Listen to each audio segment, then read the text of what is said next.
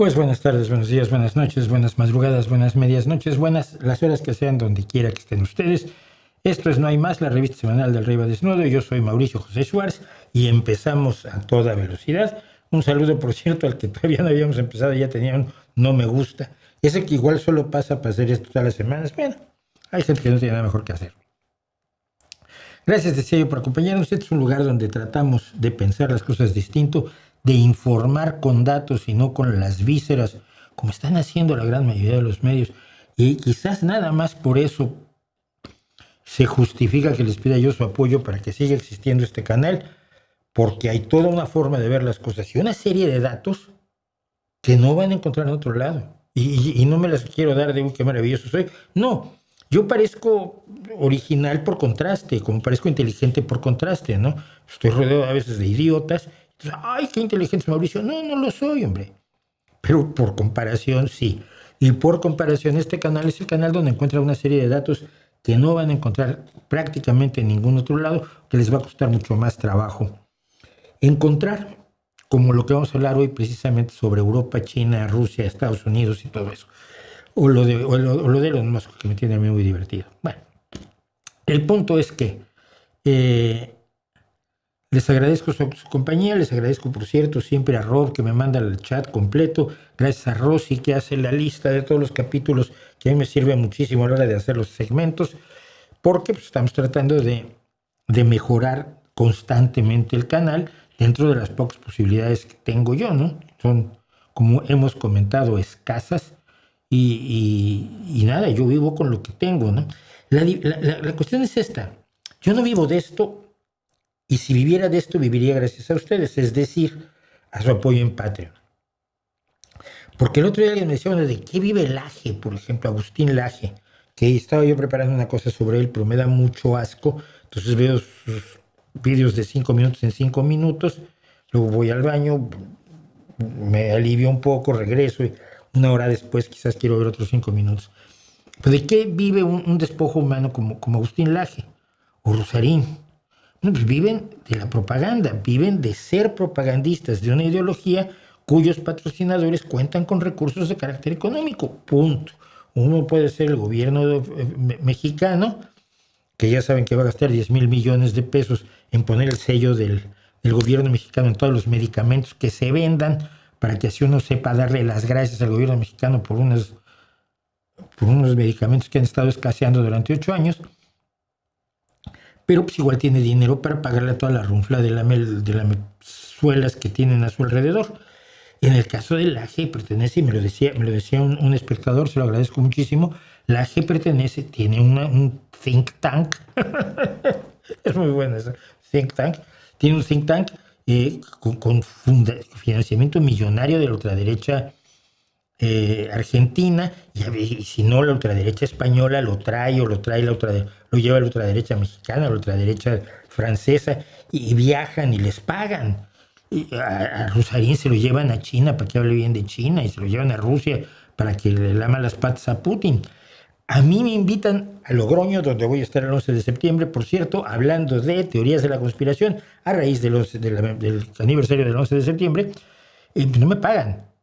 O sea, me pagan el viaje, la comida y el hotel, pero no recibo un céntimo. Acabo de estar en Galicia hace un mes, en Santiago de Compostela, preciosa ciudad, dando una charla sobre 80 años del fenómeno OVNI, y tampoco me pagan.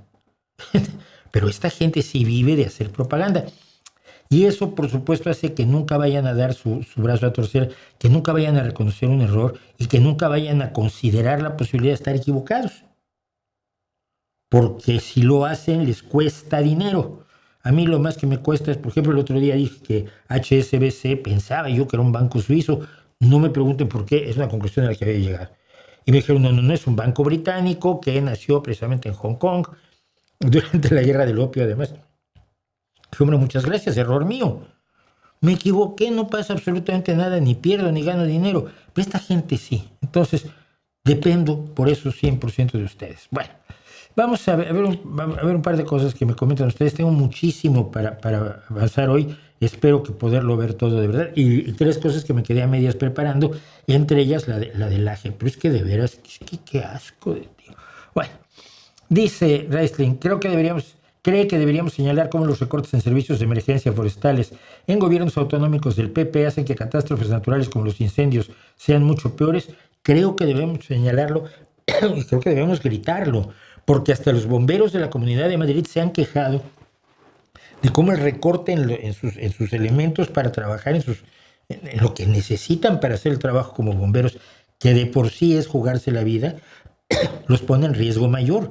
Lo han denunciado, porque evidentemente Isabel Díaz Ayuso le tiene totalmente sin cuidado y se quema medio Madrid, mientras no se queme La Moraleja y la zona de donde ella tiene su piso super millonario que nadie sabe de dónde sacó. Es decir, debemos hacerlo, pero lo que ha hecho con mucha eficacia el PP es decir que no, los incendios son culpa del gobierno de España. De hecho, hasta los incendios en Francia, porque estamos padeciendo la misma crisis climatológica, crisis de tiempo más que de clima, también serán culpa de España, ¿no? Sánchez tiene la culpa de que ardan las cosas en España. Porque su objetivo es nada más ese, ¿no? Yo creo que sí debemos decirlo. Gamarán me preguntaba inmediatamente después si voy a hablar de los incendios. Solo voy a decir eso. Voy a decir que hay que tener cuidado con las conspiranoias. Es decir, los incendios ocurren espontáneamente cuando hay mucha sequedad, cuando hemos tenido falta de lluvias, cuando hay sequía, cuando hay altas temperaturas. Se producen por cuestiones ínfimas que cualquier bombero te puede explicar. Pero lo que nos gusta hacer es buscar culpables y entonces ya estamos diciendo quiénes provocaron los incendios. Hay incendios provocados sin duda, pero son los expertos los que tienen que ir a ver el incendio, dónde empezó, bajo qué condiciones y determinar si fue provocado o no. Esto no es asunto para que haga sensacionalismo la prensa de nivel más bajo, ¿no? Entonces, tener cuidado con las conspiraciones, sobre todo las que son muy cómodas para una ideología o para un proyecto político determinado. Y dos, que es signo inequívoco de ese cambio climático que niegan todavía personas de los sitios conspiranoicos de todo tipo, sea Laje, Rosarín, el otro que apareció la semana pasada por aquí, Armesilla, y toda esta chusma, si niega el cambio climático o lo pone en duda, como si eso tuviera algún valor. No tiene ningún valor. Los hechos científicos son hechos científicos y punto, ¿no? Entonces, esto nos está diciendo que nuestro efecto sobre el clima es real y es bueno hacer algo, hacer todo lo que hagamos para reducir el cambio climático, aunque no lo pudiéramos incluso parar, ¿no? ¿De qué organización eran los trotskistas con los que tuvo problemas? Yo qué sé. Yo sabía que eran troscos, pero no venían con su credencial. Mira, soy del partido, ni siquiera existían partidos, eran organizaciones y grupos de la Cuarta Internacional que siempre han funcionado así en las universidades, ¿no? No sé de qué organización eran, pero se definían claramente como trotskistas, gente de la Cuarta Internacional, y su accionar, su forma de actuar, hemos podido constatar que es la misma forma de actuar que tenían igual en la Universidad de Vancouver, que en la Sorbona de París, que en la Universidad Nacional Autónoma de México. ¿En dónde más? En San Francisco me hablaron de, es que los trotskistas tenían tomada la facultad, y dices, madre mía, en la Complutense, por supuesto, aunque son más estalinos. Pero vamos, son formas de trabajar, no es ni siquiera un complot, simplemente son formas de trabajar que tienen ciertos grupos políticos. Joan Cuevas Torres, ¿qué opinas de denuncias por infiltraciones de policías en movimientos sociales como independentistas o por la vivienda y las sanciones a la Directa y VillaWeb por publicar datos personales de ellos? A ver, esto es enormemente delicado por muchos motivos. Primero que nada, me llama la atención que toda la información que encuentro está en catalán y yo tengo un pequeño problema, no hablo catalán. Y a todo catalán que me venga a decir que entiendo perfectamente el catalán, quiero decirle que se equivoca gravemente. Puedo sacar por conclusión algunas cosas porque son lenguas romances, igual que puedo sacar algunas del italiano, del portugués o del rumano. Pero eso no quiere decir que yo hable catalán y que entienda un largo texto escrito en catalán. Es otro idioma. ¿Quieren que se reconozca como otro idioma? Yo lo reconozco como otro idioma. Sí, es otro idioma. Me extrañó mucho. Problema. A ver, vamos a desmenuzarlo en todas sus partes. Primero, hay infiltrados de la policía en organizaciones sociales, como los movimientos independentistas, que ya no son organizaciones sociales, sino son organizaciones políticas, y los grupos por la vivienda, que algunos eran meramente sociales y otros eran políticos. ¿Por qué? Porque toda organización política utiliza los movimientos sociales. Toda persona con convicciones políticas acude a los movimientos sociales como una forma de alimentar su proyecto de carácter político. Bien. Y allí hay infiltrados de la policía. Y eso es un problema. Por un lado, es necesario que haya infiltrados de la policía simplemente para determinar que no se estén produciendo acciones de carácter ilegal en la clandestinidad. Por otro lado, la infiltración de la policía, si no está cuidadosísimamente regulada, si no es enormemente transparente, si no está supervisada por varios niveles, desde su jefe inmediato hasta el ministerio a cargo, el presidente, e incluso, si es necesario, la Unión Europea, en el caso de España, se puede convertir en una forma de control político peligrosísima. Peligrosísima. Entonces, por lo que hay que luchar, creo yo, es porque haya la máxima transparencia y rendición de cuentas cuando se le ordena a un policía infiltrarse en una organización de carácter social o político. Sus informes, después de un tiempo prudente, deben ser públicos y su rendición de cuentas y su transparencia a todos los niveles de gobierno deben ser absolutamente rigurosos. Si no, siempre está la tentación de utilizar la infiltración policíaca como forma de control político, cosa que un gobierno no debe hacer. Si no hay delito, no hay delito y punto. Por otro lado, si no hay infiltrados en ciertos grupos, les estás dejando actuar. Yo recuerdo los casos de infiltración en ETA. En un momento dado se llegó a decir que ETA lo estaba dirigiendo un policía infiltrado, fíjate. ETA tuvo una gran cantidad de infiltrados que permitieron, gracias a su heroico trabajo, acabar con una organización de asesinos absolutamente enloquecidos y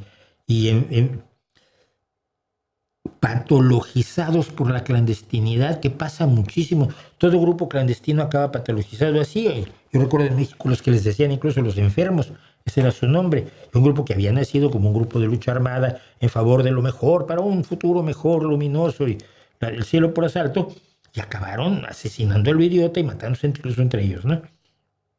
La clandestinidad enferma a la gente y el fanatismo lleva a extremos. Entonces, es un difícil equilibrio entre sí debe haber infiltrados, pero esos infiltrados no deben tener una actividad de carácter político y no deben usarse para el control político, dificilísimo. Pero hay que buscarlo, hay que buscar ese equilibrio para que el Estado tenga formas de proteger a la ciudadanía, no al Estado. Formas de proteger a la ciudadanía. Cuando tú estabas infiltrado en ETA y evitabas un atentado, no estabas cuidando al Estado, estabas cuidando a las víctimas, que fueron muchísimas las víctimas de ETA, y no olvidemos que muchos de ellos, incluido el último, fueron socialistas. Ahora, resuelto eso, La Directa y Vilaweb, que son lo mismo, según alcancé a ver con mi limitado catalán, publicaron los nombres y datos personales de los policías infiltrados. Mira, un policía infiltrado es alguien que le han dado una orden y la ha asumido. No es ni el culpable del mal uso de su trabajo, ni mucho menos. Pero al exhibir sus datos personales, lo pones en riesgo. Y eso es algo que el periodismo no puede hacer sobre pretexto de la libertad de información. Sí. Es decir, hay una ética periodística que te impide poner en peligro a gente que no tiene, gente inocente. Así como te impide volverte aliado de la delincuencia y de los criminales. Fui a entrevistar al peor asesino y entonces, tengo un reportaje buenísimo, pero no le voy a decir a nadie en dónde está porque quiere seguir asesinando. Oye, no, mira, la ética periodística no nos permite hacer ese tipo de cosas. Entonces, La Agencia de Protección de Datos, no los tribunales, esto no es de carácter penal.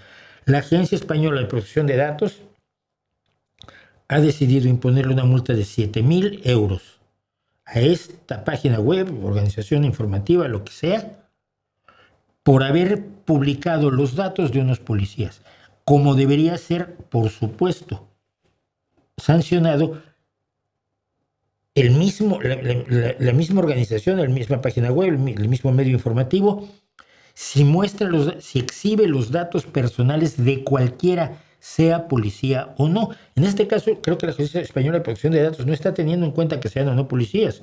Está teniendo en cuenta que existe una ley de protección de datos personales en España y quien la infringe tiene que pagar la multa. Esto no es lo mismo que, los están multando porque descubrieron la infiltración, que es como más o menos me lo han planteado algunas de las páginas que, insisto, medio he podido leer porque no sé catalán. Respondido estas.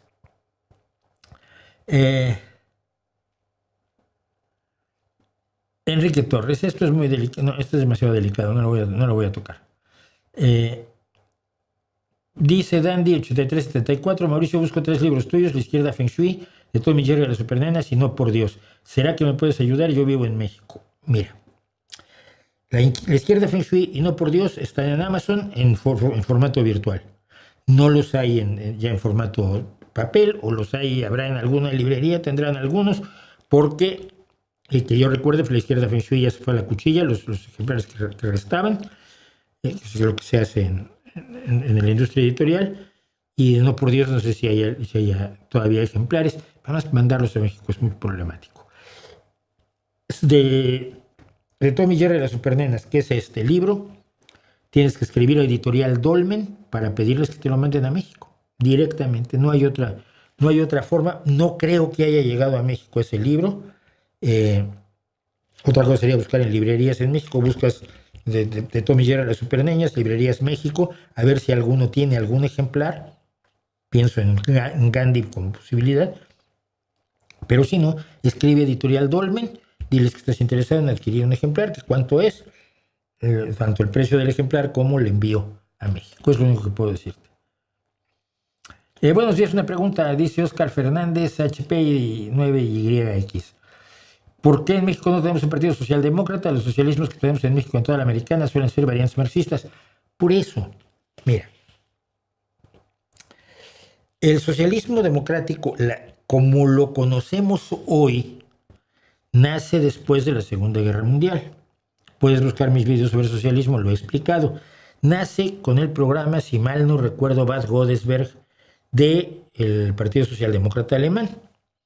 Y nace entre los socialdemócratas nórdicos, especialmente Olof Palme, que valoran la justicia del sueño socialista, de un mundo más justo, más igualitario, más solidario, pero no valoran lo que el marxismo ha hecho con esas ideas. Primero que nada es no cumplirlas.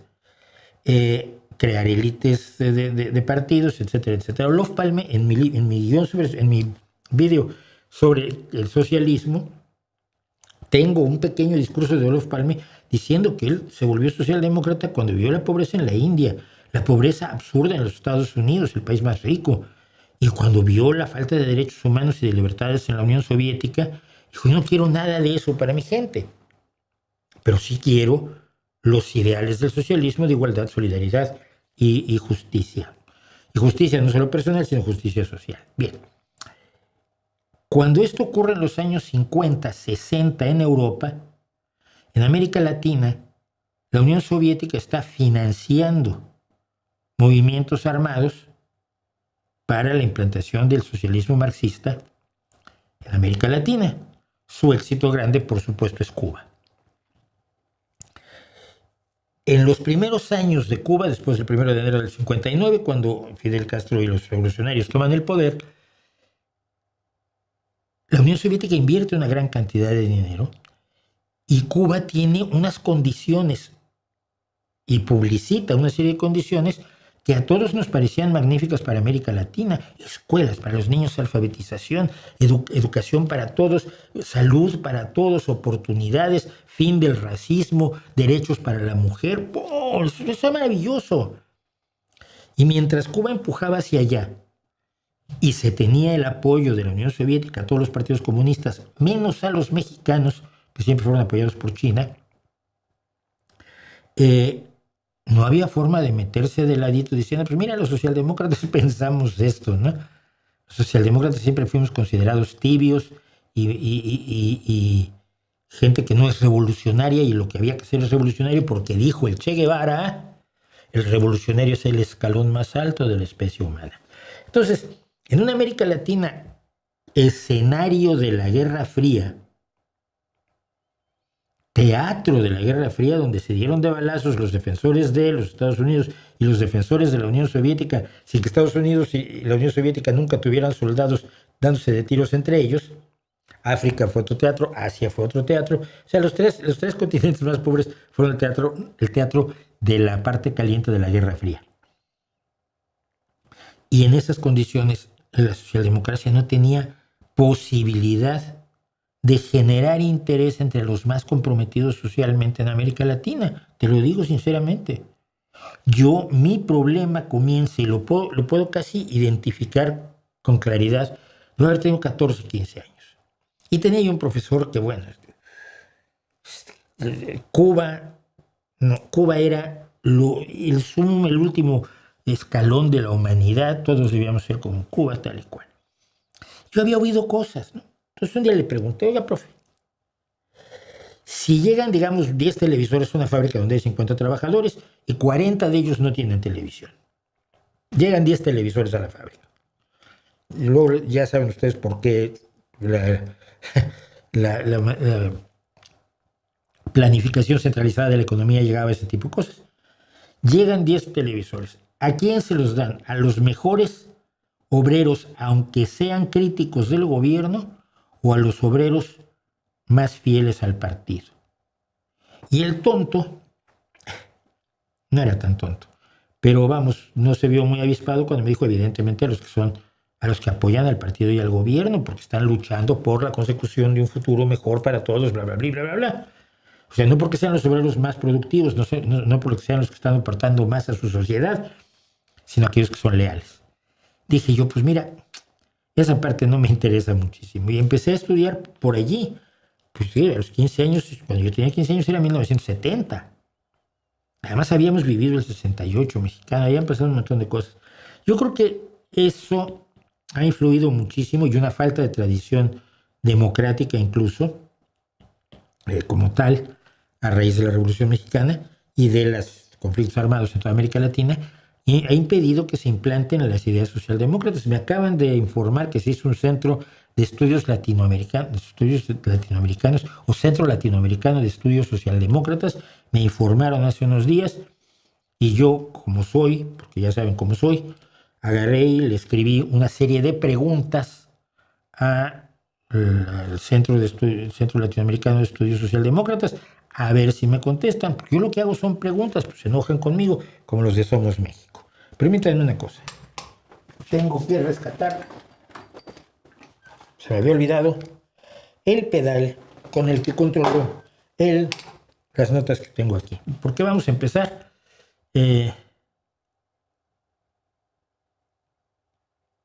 Gracias, perdón, a Diego Cordero Velasco por su superchat.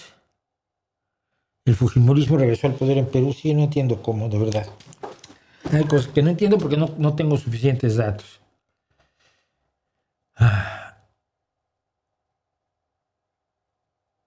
No entiendo la actitud de la derecha con los incendios, su negativa enconada, no ya aceptar responsabilidades, sino a realizar actividades de prevención y preparación. Que caiga España ya la levantamos nosotros, solía decir un señor que ahora está en la cárcel por corrupto, por cierto, del PP. Bueno, voy a contar esto. No es la guerra o sí a la paz. Fíjense, parece lo mismo. Pero a partir de estos últimos días he tenido una serie de reflexiones que quiero compartir sobre la diferencia que hay o que puede haber entre un no a la guerra y un sí a la paz. Quiero decir que yo siempre he sido pacifista, pero no extremista. Es decir, en México firmé y marché por la paz. Aquí en España, cuando España fue parte, gracias a Aznar, de la invasión a Irak, yo estuve en la calle junto con una gran cantidad de españoles diciendo no a la guerra.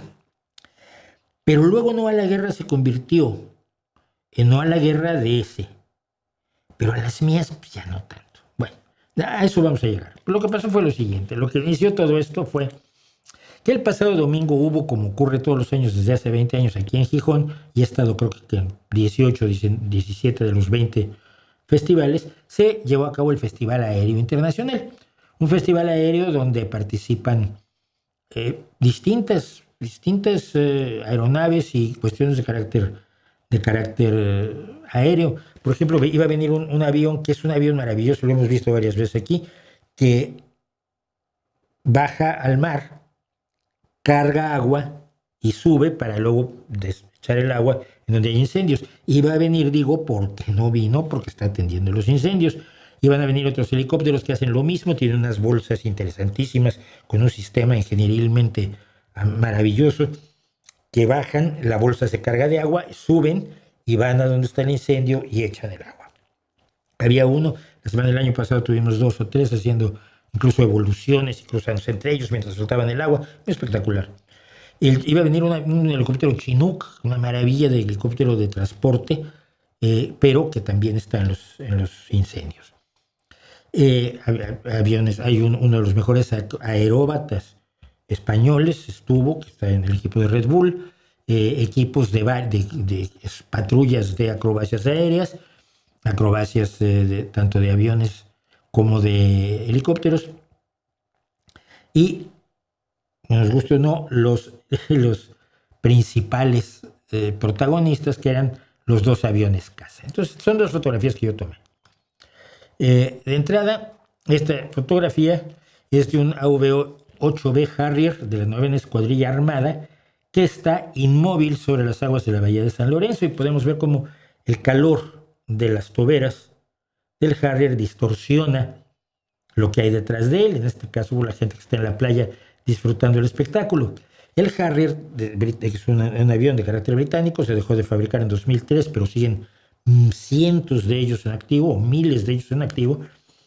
Tiene un sistema, tiene un motor, y tiene un sistema por el cual se gira, se redirige la fuerza del motor, la reacción, lógicamente, para que vaya hacia abajo, y por lo tanto esto permite al Harrier despegar verticalmente, aterrizar verticalmente o quedarse inmóvil. Estuvo un par de minutos allí para fascinación de la gente. Bueno, desde el punto de vista de la ingeniería es muy, muy interesante. Y luego tuvimos es un Eurofighter C-16 Tifón, perteneciente al ala 11 del Ejército del Aire y del Espacio. Las 2 fotografías son mías, ¿no? Sí, me encanta ir a fotografiar el Festival Aéreo, un montón de fotografías del festival. Pero cuando estaba estaba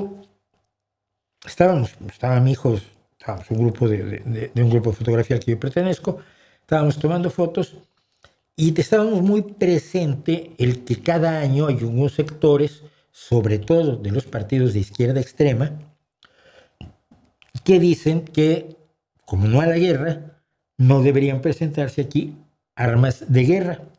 Y tanto el Harrier como el Eurofighter se consideran armas de guerra.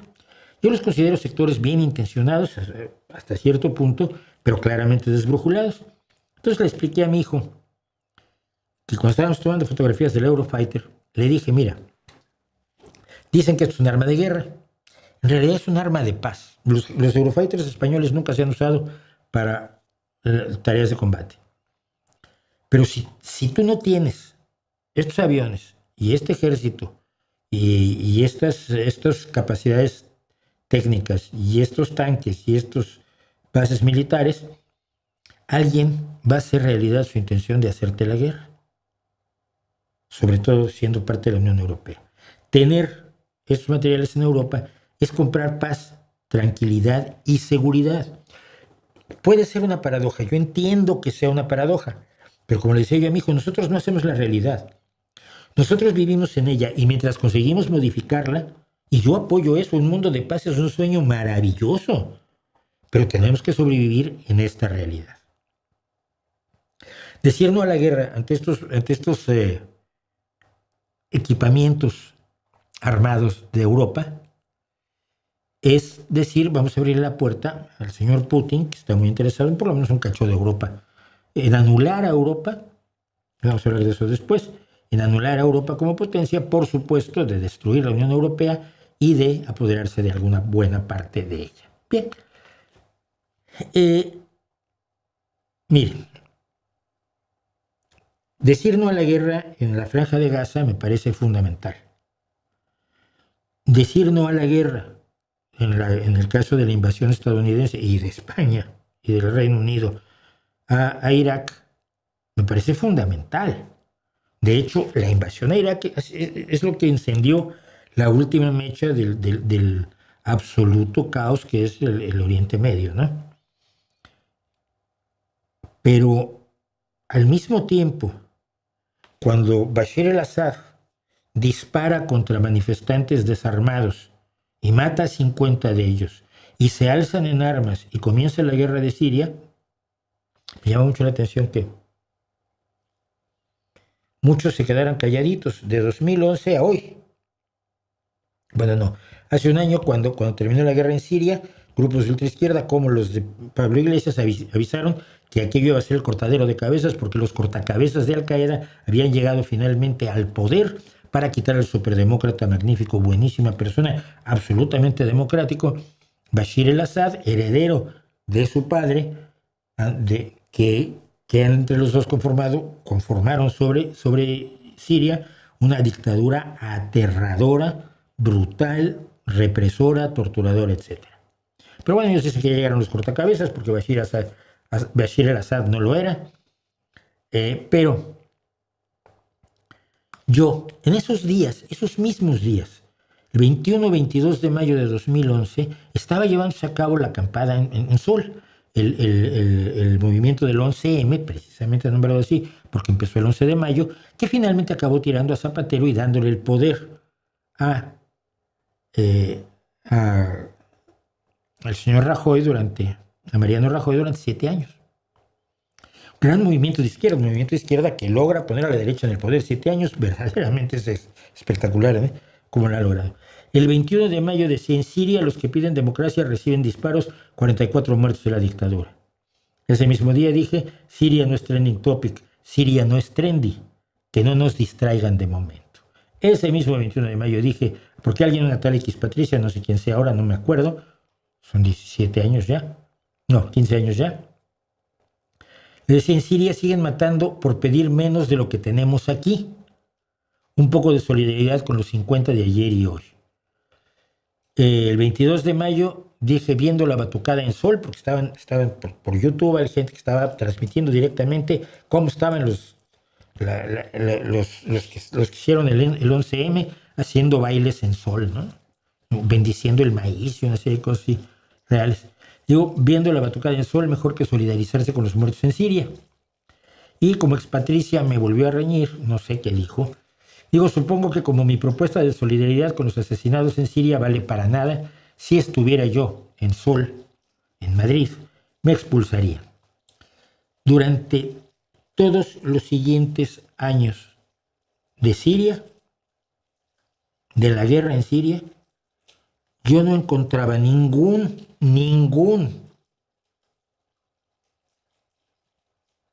timeline, ninguna cuenta de Twitter que hablara de lo que estaba pasando en Siria. El gran espacio informativo era yo, que obtenía mi información de sitios que considero relativamente confiables, de periodistas que son serios. No lo veía yo. Nadie salió a la calle a decir no a la guerra. Nadie. Y lo mismo pasó en Ucrania en 2020, y está pasando en Ucrania desde 2022. No a la guerra cuando Netanyahu comete atrocidades contra los niños palestinos, pero lo de los niños ucranianos son rubios, ¿no? O algo así. Algo de esa lógica perversísima hubo, por cierto.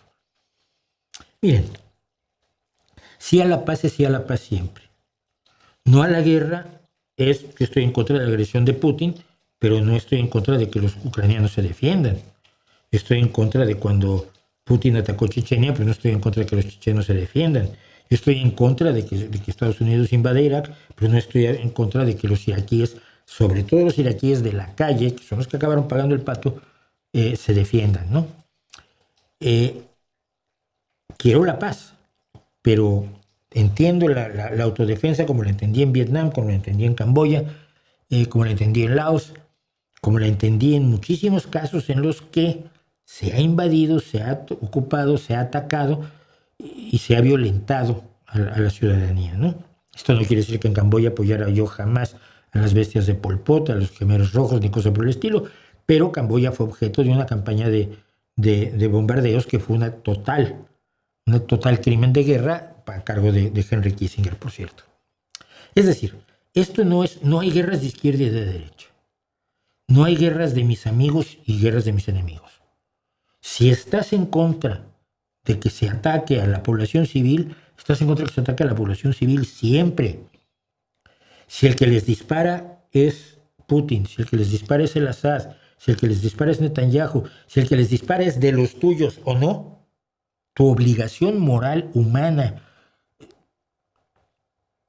política, es ir en contra de los que disparan, como es ir en contra de las dictaduras.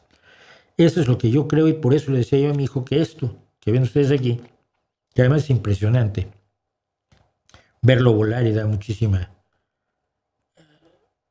Resulta emocionante ver volar un avión caza. Parece un arma de guerra, pero puede ser, sin duda alguna, un arma de paz.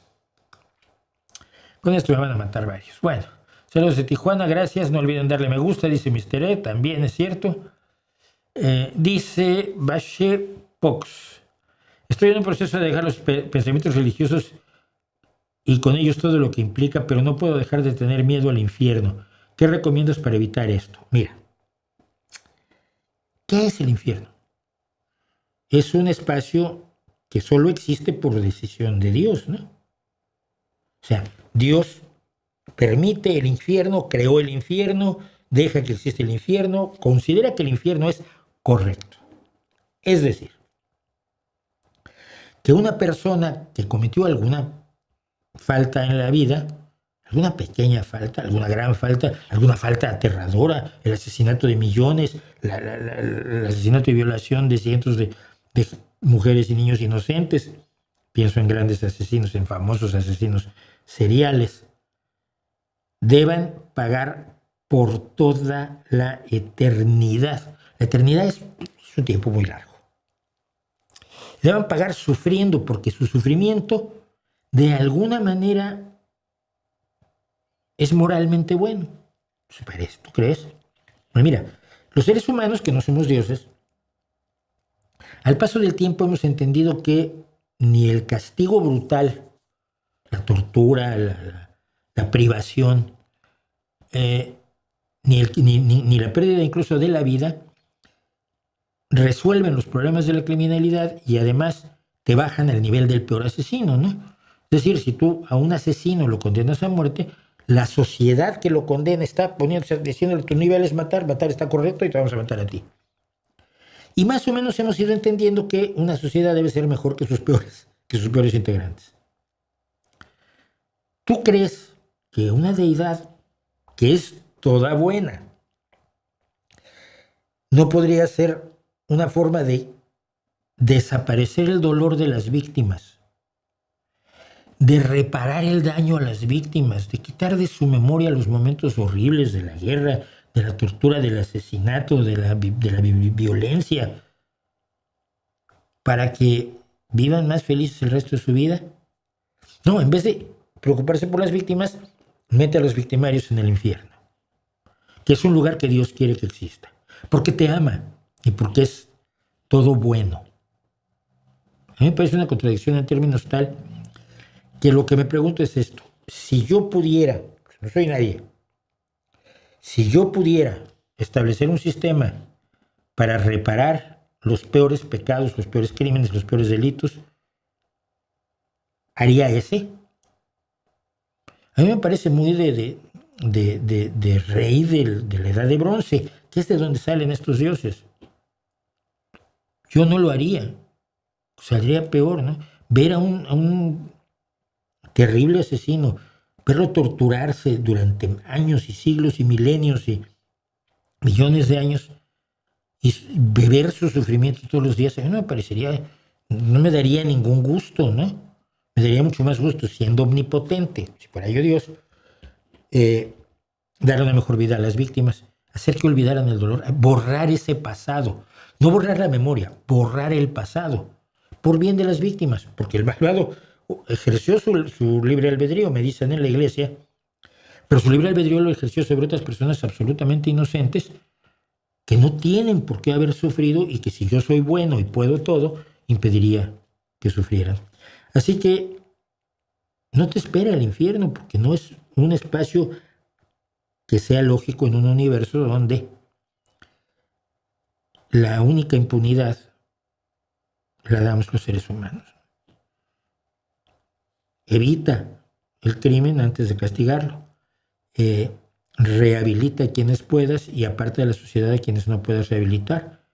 Pero hacerlo sufrir es bajarse a su nivel, ¿no? No creo que haya un Dios que se baje al nivel. No creo que un Dios real, un Dios que hubiera sido creado con cierta idea más allá de los dioses de la Edad de Bronce, de los reyes de la Edad de Bronce, un Dios que fuera medianamente racional no tendría un infierno. El periodismo en México lo quiere controlar el gobierno muy al estilo del PRI. No, el periodismo en México lo controla el gobierno, sí. El PRI no controlaba tanto. Mira, a mí nunca me dijeron qué escribir más que una vez en la vida. Y era yo editorialista, escribía yo en la página de opinión del Diario de México. El día que me dijeron esto no pasa, y no era por el PRI, era por Televisa, era por Emilio Azcárraga Milmo, el padre del actual Emilio Azcárraga, el hijo del fundador, Azcárraga Vidaurreta. Le decía yo algo sobre Azcárraga Milmo, me dijeron esto no lo podemos publicar, y dije, vale. Me dijeron, manda otro. No, yo te mando otro cuando publiques este. O sea, yo mando un artículo al periódico. Cuando lo publican, escribo otro. Si no lo publicas, pues ya no escribo otro. Y dejé de colaborar en Diario de México.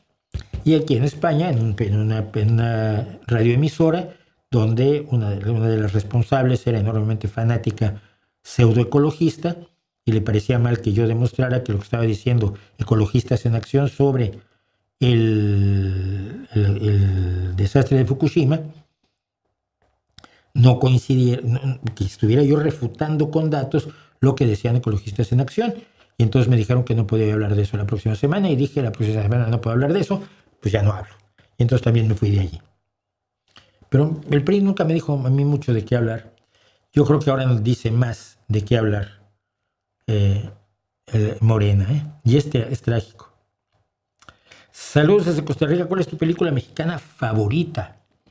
¿Mi película mexicana favorita?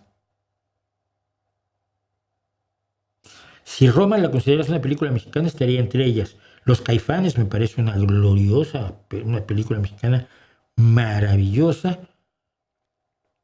En tercer lugar, o sea, en primer lugar pondría Roma o Los Caifanes. Macario, Viento Negro, serían las que más me gustaban, ¿no?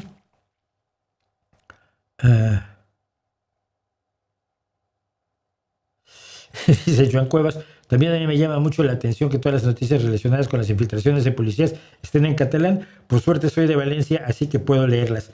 No digo nada, porque la última vez que dije que el valenciano y el catalán eran iguales, casi me matan.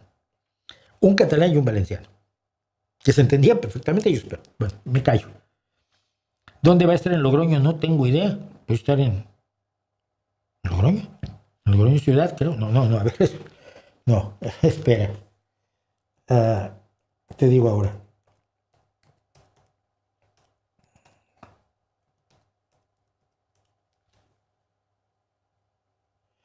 No, sí, voy a estar en municipio y comunidad.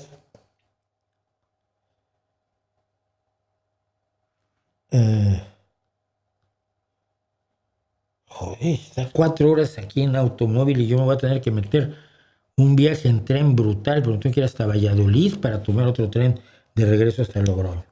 Pero no sé, voy a estar en algún hotel, todavía no me dicen en dónde.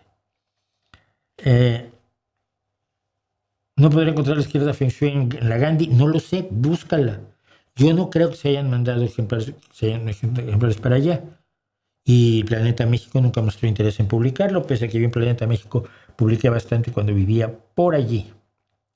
Saludos de Charlie Starr, saludos de Alfonso Martínez. En México cada vez se abren más plazas en el gobierno. Soy profesor tallerista en música, pero siempre son colaboradores voluntarios o trabajo por becas. ¡Claro! No sé si conoce la serie de libros Vaya Timo, donde se escribe sobre pseudociencias y otros temas. ¿Podría escribir usted, si se diera la oportunidad, algo como la filosofía Vaya Timo? Y si me da la vida. No, sí, la tentación la tengo. No en esa serie en concreto. Muchos amigos míos escribieron libros de la serie Vaya Timo. Allí no lo haría yo. Alguna vez me propusieron uno. Pero si me da la vida, sí me gustaría. Bueno, ¿qué más tenemos? Hablando de ética, ¿qué opinas de la propuesta de 4T del derecho de las audiencias para asegurarse que los medios separen información y opinión y que las audiencias se puedan quejar? Ya, sí, las audiencias. Seguro. Bueno, bien informado que está el pueblo mexicano, seguramente se van a quejar las audiencias. Te apuesto que la mayoría de las audiencias que se van a quejar son las audiencias morenistas. ¿Conoce a Alfonso Villalpando? No. Tiene un canal llamado La Fosa Escéptica, enfocado al ateísmo. He oído hablar de la Fosa Escéptica, pero es que es bueno. ¿Nos podrás contar algún día la canción de Bob Dylan y luego magnífico cover de Jimi Hendrix, All Along the Watchtower? El problema es que ya hice una de Dylan y estoy tratando de no repetir, pero sí me encantaría. A ver, son mis canciones favoritas. Y lo que poca gente sabe es el vínculo que hay entre Jimi Hendrix y Bob Dylan. Bueno, uno, el peinado de Jimi Hendrix. Jimi Hendrix se peinaba como se peinaba porque quería imitar el peinado de nido de pájaro que usaba Bob Dylan y que usa, creo que hasta hoy. Era un enorme admirador de Bob Dylan. Cuando hizo All Along the Watchtower tenía miedo. Cuando Dylan escuchó All Along the Watchtower, es de los pocos que dijo: esta canción ya no es mía, esta canción se toca así. Y a partir de ese momento Bob Dylan empezó a tocar All Along the Watchtower según el arreglo de Jimi Hendrix. Es uno de los mejores covers de la historia de la humanidad. Y además me encanta la canción, me parece maravillosa. La vamos a poner, vamos a usarla.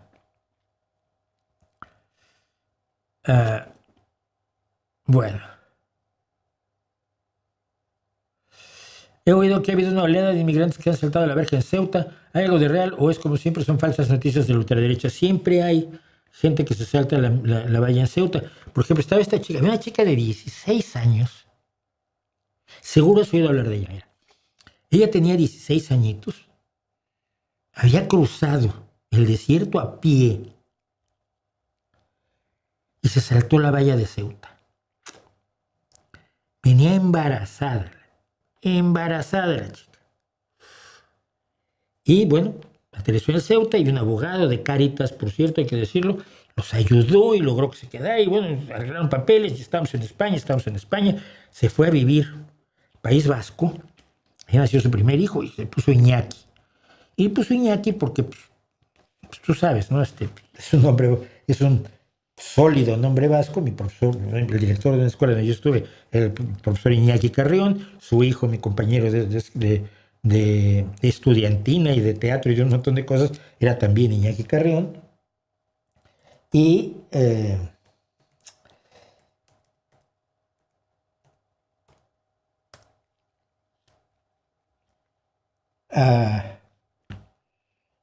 perdón.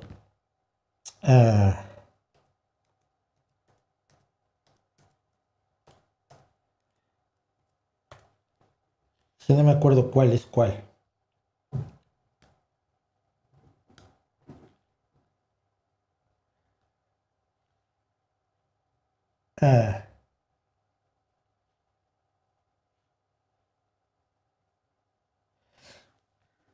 No me acuerdo cuál saltó. A ver, denme un segundo porque eso es importante.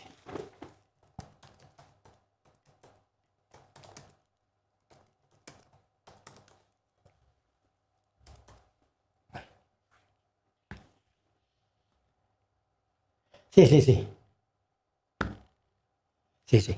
Le puso a su hijo mayor Iñaki.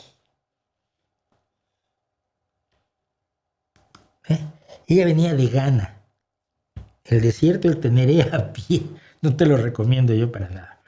Entonces esa mujer luego, tuvo otro hijo que nació en País Vasco ya. Nació... ah,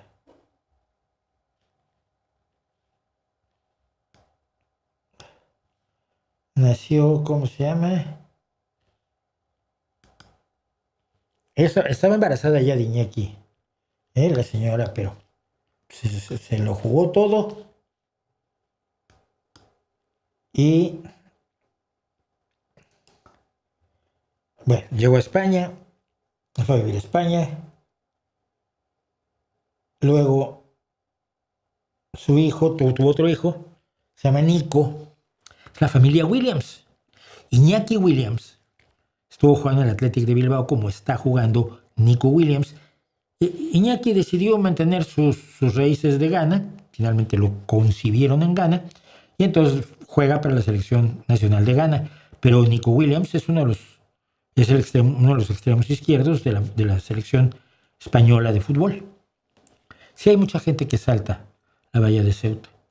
La mayoría de ellos buscan ir a otros lugares en Europa, porque ya tienen familia en Suecia, o en Alemania, o en Inglaterra, o en Bélgica, pero muchos se quedan aquí y bienvenidos, ¿no?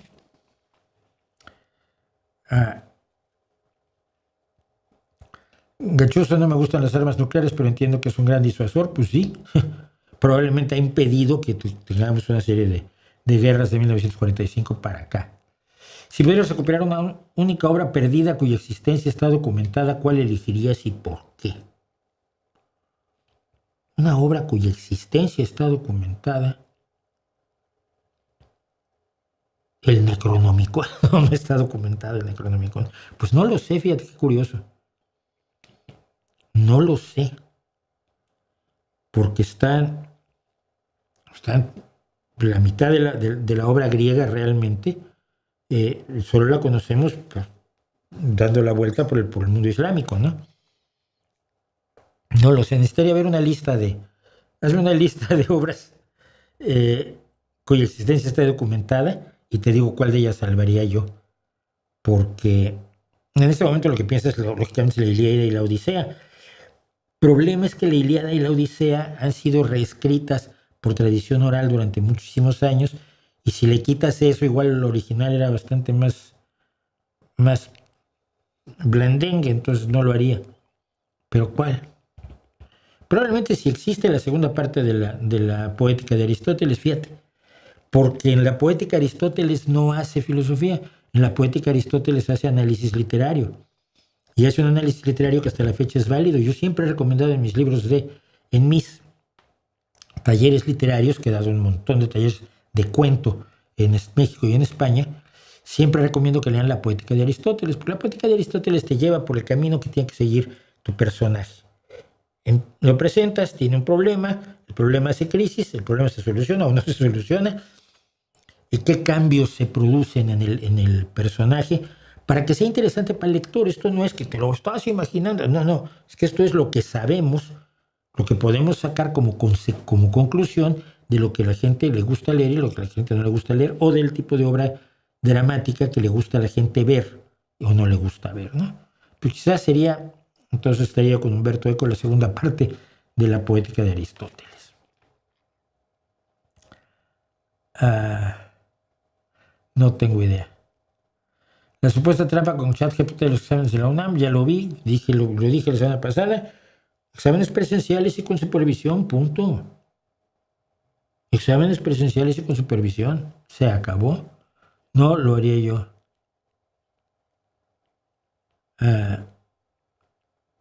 No lo haría yo de otro modo.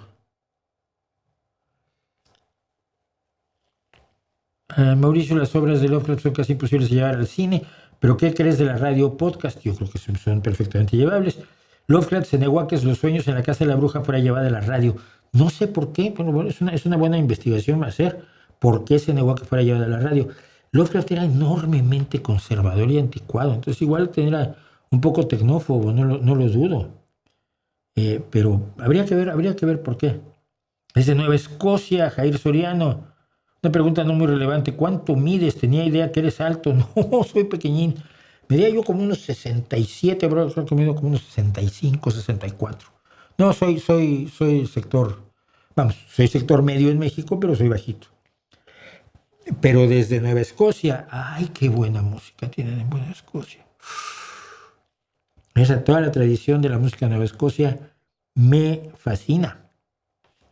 Y creo incluso,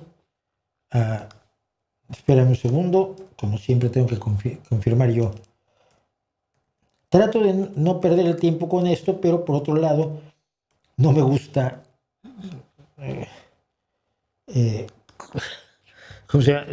no confirmar y luego decir que estoy equivocado, ¿no? Entonces,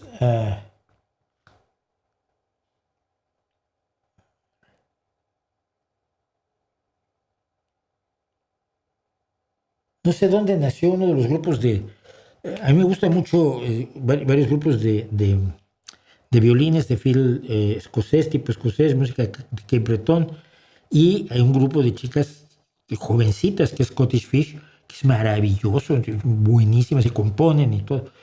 Y hay varios grupos que a mí me encantan. Nueva Escocia tiene una tradición musical maravillosa. Bueno, vamos a hacer una cosa que me llama la atención. Ustedes no sé si saben que existe un lugar llamado Europa, más bien un lugar llamado la Unión Europea. Y me ha pasado lo siguiente, cuando se habla del mundo multipolar, decían, ¡ay, es que el mundo unipolar era donde Estados Unidos dominaba todo! Y lo domina todavía hoy. Pero hay un mundo multipolar con Estados Unidos, Rusia y China. Y yo siento como que hay un salto allí desde Estados Unidos y te vas por el Pacífico y ignoras la mitad del mundo y vas a Rusia y China, o te saltas a Europa y vas a Rusia y China. Quizás yo soy muy raro, y quizás yo soy muy raro junto con gente como Jonás Fernández, el de eurodiputado que ha estado aquí en un par de ocasiones, y con otras personas que conozco que están ayudando a la construcción de Europa, pero siempre que se habla de la multipolaridad no entiendo por qué se les olvida Europa como potencia. Me parece muy raro. Antes de eso quiero hablar algo sobre China, porque siempre se mete a China como, es que China ha tenido logros maravillosos. Entonces tienes a los amantes del Partido Comunista Chino diciendo, pero China ha acabado con la pobreza, pero China tiene un crecimiento económico, extraordinario, pero China no tiene desempleo, pero China tiene unos salarios magníficos.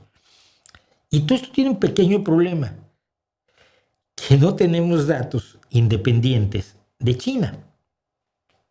Es decir, los datos oficiales son dudosos. Y lo que dicen los economistas internacionales, que no me pueden decir que todos son malvados, es que son muy escépticos de los informes económicos y sociales del gobierno chino porque ven figuras como su crecimiento del Producto Interno Bruto como muy manejadas. Esa idea de que, mira, vamos a tener nuestro objetivo de crecimiento es de entre el 4,5 y el 5% para el año próximo. Y el crecimiento es el 4,8. Dices tú, mira, no puede tener tanta precisión nadie todos los años. Algún día acertas, algún día superas tus objetivos, algún día no cumples tus objetivos, le pasa a todos los países, menos a China. Históricamente, mira, los funcionarios regionales han tenido que enfrentar el hecho de que si tienen buenos resultados, tienen incentivos en su carrera, y si tienen malos resultados, pueden acabar barriendo. Beijing, de hecho, ha suspendido desde hace unos años la publicación de muchos indicadores que normalmente se usan para entender el desempeño económico de un país, por ejemplo, el valor de la tierra, las tasas de desempleo juvenil y las cifras de inversiones extranjeras. Eso está desaparecido, no lo encuentras en los informes chinos. Mira, si esto fuera de ahora, llamaría la atención. Este tipo de maquillaje de cifras chino ya costó una vez entre 15 y 55 millones de muertes. Voy a ser muy rápido en esto. Algún día voy a hacer un video solo de esto. Pero mira, durante lo que se llamó el Gran Salto Adelante en China, promovido por por Mao Zedong para convertir China en una potencia industrial, porque el marxismo decía que los proletarios eran industriales y en un país agrícola pues no tenías entonces la posibilidad de hacer la revolución comunista. Entonces había que industrializarse. Y Mao Zedong pensó utilizar la riqueza agrícola de China para cubrir la industrialización, lo mismo que hizo Stalin cuando generó la otra hambruna, la de los kazajos y del Holodomor en Ucrania, pero de eso hablamos otro día. Los funcionarios locales estaban aterrados de los castigos políticos que en China eran aterradores, y para quedar bien con los líderes empezaron a dar informes de cosechas absolutamente imposibles que rompían todos los récords, cereales para aventar para arriba, que no existían. Los líderes locales que informaban de la escasez fueron castigados o señalados como enemigos de la revolución. Entonces los funcionarios exageraban los cultivos, hasta 10 informaban de rendimientos hasta 10 veces mayores que los que realmente tenían los campesinos chinos en su campo. Los campos que estaban junto a las rutas de inspección se manipulaban para que pareciera que tenían grandes cosechas. El gobierno central de Mao basó sus demandas de impuestos de grano basados en estos números y obligó a las comunas a entregar cantidades tan grandes de su grano que los dejó sin comer. Creyendo que tenían excedentes, el gobierno se puso a exportar grandes cantidades para obtener el dinero necesario para armar la base industrial de China. Y los pueblos rurales quedaron sin comida, una superabundancia que no existía y que llevó a una hambruna masiva que hasta hoy se habla de entre 15 y 55 millones de muertos durante el llamado Gran Salto Adelante. Porque cuando te dicen, China, Mao mató a un montón de gente, sí, indirectamente, pero fue una falla misma del sistema, de la lealtad al partido, una perversión del propio sistema la que provocó la hambruna. No es como Hitler que va y mata gente porque la quiere matar, ¿no? En el caso de Stalin sí le importaba un poco menos la vida de los ucranianos y de los kazajos. Pero en el caso de Mao fue esto, una perversión del sistema que fue llegando de arriba hacia abajo. ¿Por qué? Porque no se premiaba la honestidad. Bueno, entonces, dicho eso, Estados Unidos y la Unión Europea dan cuenta del 50% de la economía del mundo. Vamos a ver. El Producto Interno Bruto per cápita. ¿Qué pasa con el Producto Interno Bruto? El Producto Interno Bruto es cuánto ingresa, cuánto produce un país, pero es un país que tiene un gran Producto Interno Bruto para muy poca población, tiene una población en mejores condiciones que un país que tiene un gran Producto Interno Bruto para una población mucho más grande. Entonces se usa la medición por habitante per cápita para ver dónde andamos. El Producto Interno Bruto per cápita de Estados Unidos es de $92,954, de la Unión Europea de $50,000, está muy por debajo. Estados Unidos sigue siendo la potencia económica del mundo. De Rusia es de $18,000 y de China es de $15,000, pese al gran Producto Interno Bruto de China. El caso es que tiene 1.300 millones de personas. Entonces, el producto per cápita es más pequeño. Esto es el cálculo de esas mismas cifras, pero según la paridad de poder de compra. Es muy difícil comparar $1.500 ganados en China que $1.500 ganados en Haití, que $1.500 ganados en Mónaco. Con $1.500 en Mónaco no te suenas las narices. Con $1.500 en Haití probablemente puedes comprar hasta la seguridad. Entonces, hay todo un análisis que hacen los economistas que se llama la paridad de poder de compra. ¿Cuánto puedo comprar con el salario? La más alta, el más alto Producto Interno Bruto por paridad de poder de compra de Estados Unidos es de 94.430, en la Unión Europea de 62.000, ya sube por el costo real de la vida en Europa, que es muy inferior en muchos casos al de Estados Unidos, aunque muchos estadounidenses se nieguen a creerlo. ¿Okay?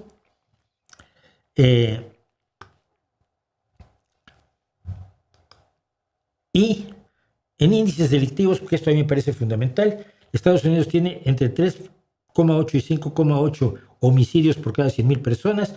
la Unión Europea de 0,8 a 1, Rusia de 8 a 11 y China menos de 1 a la altura de la Unión Europea, o por lo menos eso dicen. Tengo que ponerle la conexión al teleprompter, permítanme un segundo, no tardo.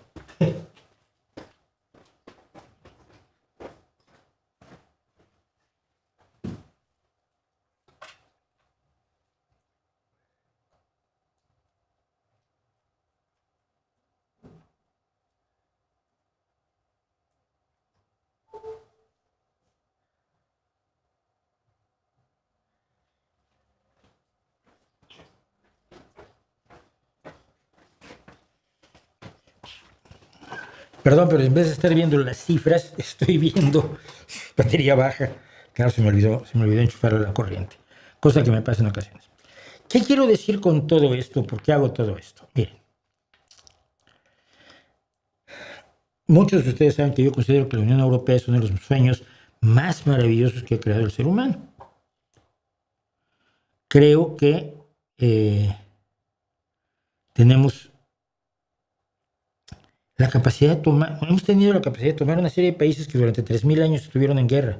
Cuando todavía no existían ni como países, sus tribus se dedicaban a romperse la cabeza unos a otros. El mapa de Europa, con algunas pequeñas excepciones como España, cambió radicalmente todo el tiempo. Y se creaban imperios, se destruían imperios. El imperio austrohúngaro en el principio de la Primera Guerra Mundial es una cosa totalmente distinta que las naciones que quedaron después. Se crearon y se abrieron, se crearon fronteras artificiales y cayeron las fronteras. Sin embargo, Europa ha conseguido trabajar junta, olvidarse de las guerras, dejar atrás las guerras desde 1945. Las guerras entre potencias, no es lo mismo cuando Putin, que no está en la Unión Europea, ataca a Ucrania, que no está en la Unión Europea, y no es lo mismo cuando Yugoslavia, que no está en la Unión Europea, sufre una guerra civil aterradora, sobre todo movida por cuestiones étnicas a cargo de un equipo de nazis. Pero las guerras entre Francia, Estados Unidos, Francia, Inglaterra, Alemania, España, Bélgica, los Países Bajos, Hungría, Austria, Italia, desaparecieron. Cuando piensen en el mundo multipolar, no se olviden del país que tiene, de la potencia multinacional, que es la segunda fuerza económica del mundo, que es uno de los lugares más seguros del mundo. No importa que a la derecha les diga que aquí hay marroquíes asesinando montones de gente por las calles y violando a todas las mujeres y matando a todos los niños. No es cierto. Como se lo dijo la directora de The Economist el otro día, Elon Musk. ¿Qué me dices tú de Inglaterra si yo vivo en Inglaterra? Te invito a Inglaterra. Porque Elon Musk se dedica a contar que Inglaterra está absolutamente ahorcada por sus inmigrantes, cuando no tiene tantos, además. Tiene tantos inmigrantes musulmanes. Pero cuando les hablen a ustedes de un mundo multipolar, no descuenten a Europa. Europa trabaja todos los días. Las instituciones europeas, sí es una gran burocracia, sí, y es necesaria. Habrá partes que probablemente quizás habría que replantear, pero una gran burocracia es necesaria para un gran proyecto. Tú no haces una fábrica complicadísima con multitud de espacios de producción, de materias, de productos intermedios para luego hacer un ensamblado final con 20 trabajadores. Necesitas mucha gente que haga las cosas y que ordene las cosas y que saque adelante las cosas. Más cuando tienes un parlamento tan grande como el europeo y cuando tratas de apreciar los derechos de todos los países que conforman la Unión. La Unión Europea es el segundo grupo, la segunda potencia mundial, también militarmente. También militarmente. Quizás China sea el segundo, pero definitivamente Rusia es el cuarto. Habría que ver esos datos, que no, creo que no los traía yo por aquí, porque... Y una cosa muy importante. Ayuda al desarrollo a los países que están en condiciones económicas malas. Estados Unidos es el principal donante. Y la gente cuando piensa en donaciones, no sé por qué no piensa en paquetes de alimentos para los niños en los lugares más jodidos de África. No, siempre piensan que Estados Unidos está invadiendo o algo así. Estados Unidos lo hace por su conveniencia, por su buena imagen, pero lo hizo. Desde 2005, más del 53% de su apoyo al resto del mundo se fue a la mierda. Y hay algunos que lo aplauden. ¿Les gustan los muertos? A mí no. El país, la potencia que más da al desarrollo es Europa. Rusia no da ni un céntimo al desarrollo y China nunca ha dado ni un céntimo de apoyo al desarrollo. Lo que te da son créditos en la iniciativa del cinturón y la carretera, en la nueva ruta de la seda, para tener ingresos, garantizar proyectos de transporte y energía para sus fines económicos, pero no para solidarizarse con nadie que tenga hambre. No te dan, te prestan. Yo creo que hay que prestar mucho, pero hay que también de vez en cuando dar. Hasta los más pobres damos, hombre. China no.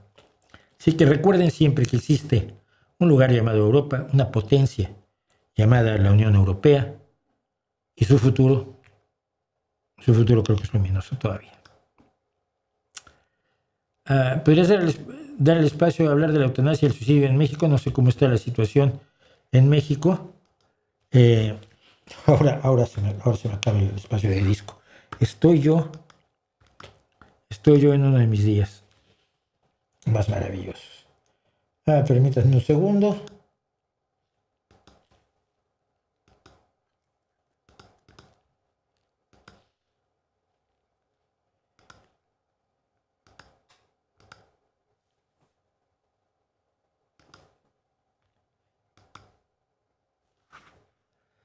Vaciar la papelera de reciclaje, ya. Vaya. ¿Cree que valga la pena que los arqueólogos discutan con los ufólogos? No, ni de lejos. Es como un químico hablando con un alquimista, como un astrónomo hablando con un astrólogo, como un científico hablando con un filósofo. ¿Te gusta el heavy metal? No mucho. Pero bien, me gusta el rock pesado. Lo que pasa es que yo no sé dónde termina el rock pesado y dónde empieza el heavy metal. Hay cosas que oigo de heavy metal con enorme gusto, como Unleash the Archers, por ejemplo, que es un gran grupo. Hoy hay mucha Nightwish. Y sigo pensando que Floor Jansen tiene una de las voces más impresionantes del mundo, además de ser una mujer impresionante. Pero no oigo dark metal. Lo más pesado que escucho yo creo que es el punk celta, porque tiene la enorme capacidad de ser durísimo, ¿no? Pero sí oigo cosas que llaman de heavy metal. Yo nunca lo entendí. Hay rock duro, rock que no es tan duro, hay rock sureño, hay rock de algunos tipos, pero la profusión de subgéneros, y lo he dicho en muchas ocasiones, a mí no me convence. No me convence que estén hablando de cosas distintas. Y sobre todo, no puedes obligar a un grupo a hacer solo el género en el que lo encajonaron los críticos. Es un problema que tienen algunas bandas como The Warning. Es que es una banda de metal, sí, a ratos. Pero es rock pesado, sí, a ratos. Pero es que también hacen así como medio pop, sí, a ratos. Entonces, ¿qué hacen? Lo que se les da la gana. No tienen la obligación de atarse a un subgénero inventado por críticos que no tienen nada mejor que hacer y no te pueden hacer una escala en la guitarra. Pentatónica, sencillita.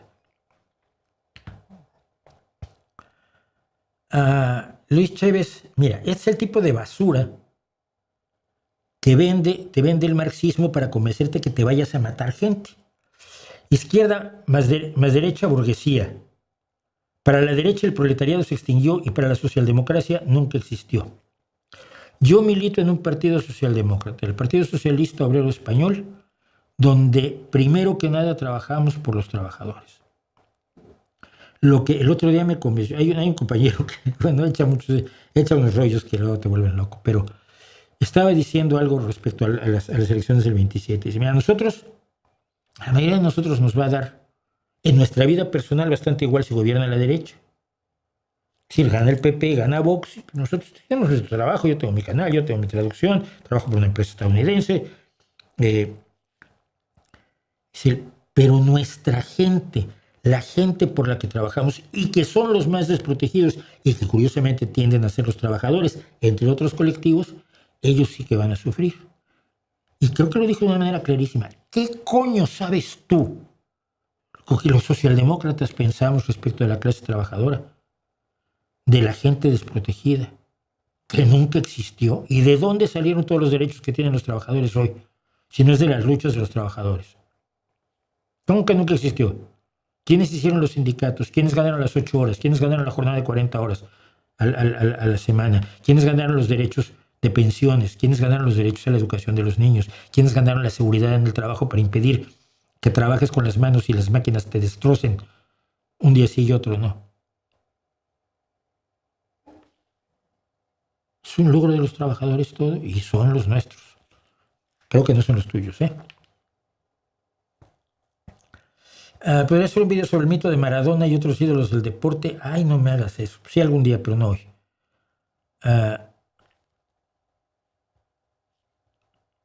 No conozco a Breaking Benjamin, lo voy a buscar. Separo luego los comentarios, los tengo aquí abajo y los guardo. El Coloso de Rodas hubiera sido interesante verlo en vivo. Bueno, sí, no. Creo que me hablaban de obras literarias, ¿no? Más que el Coloso de Rodas,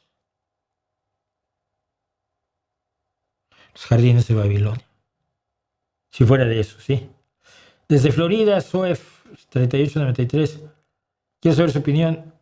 ¿Qué piensa de lo que quiere hacer la FIFA o Infantino? Hoy no vamos a hablar de fútbol. Creo que Infantino puede acabar destrozando la gallina de los huevos de oro.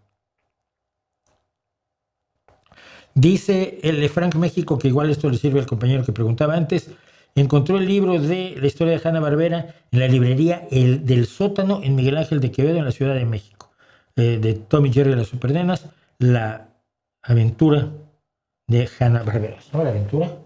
Sí, la aventura de Hanna-Barbera. Charles Montoya, ya esto es lo último, me voy a seguir con las cosas que tenemos preparadas. Dice, recuerdo haberlo escuchado en la radio a mis 6 o 7 años en el auto de mi padre en el programa Muy Interesante. Mira qué bonito saber que uno deja huella, ¿no? Desde entonces desarrolló un profundo amor por la historia y el pensamiento crítico. Pues de eso se trata nada más. Para eso estoy aquí. Para eso he hecho todo lo que he hecho. Tanto que he hecho.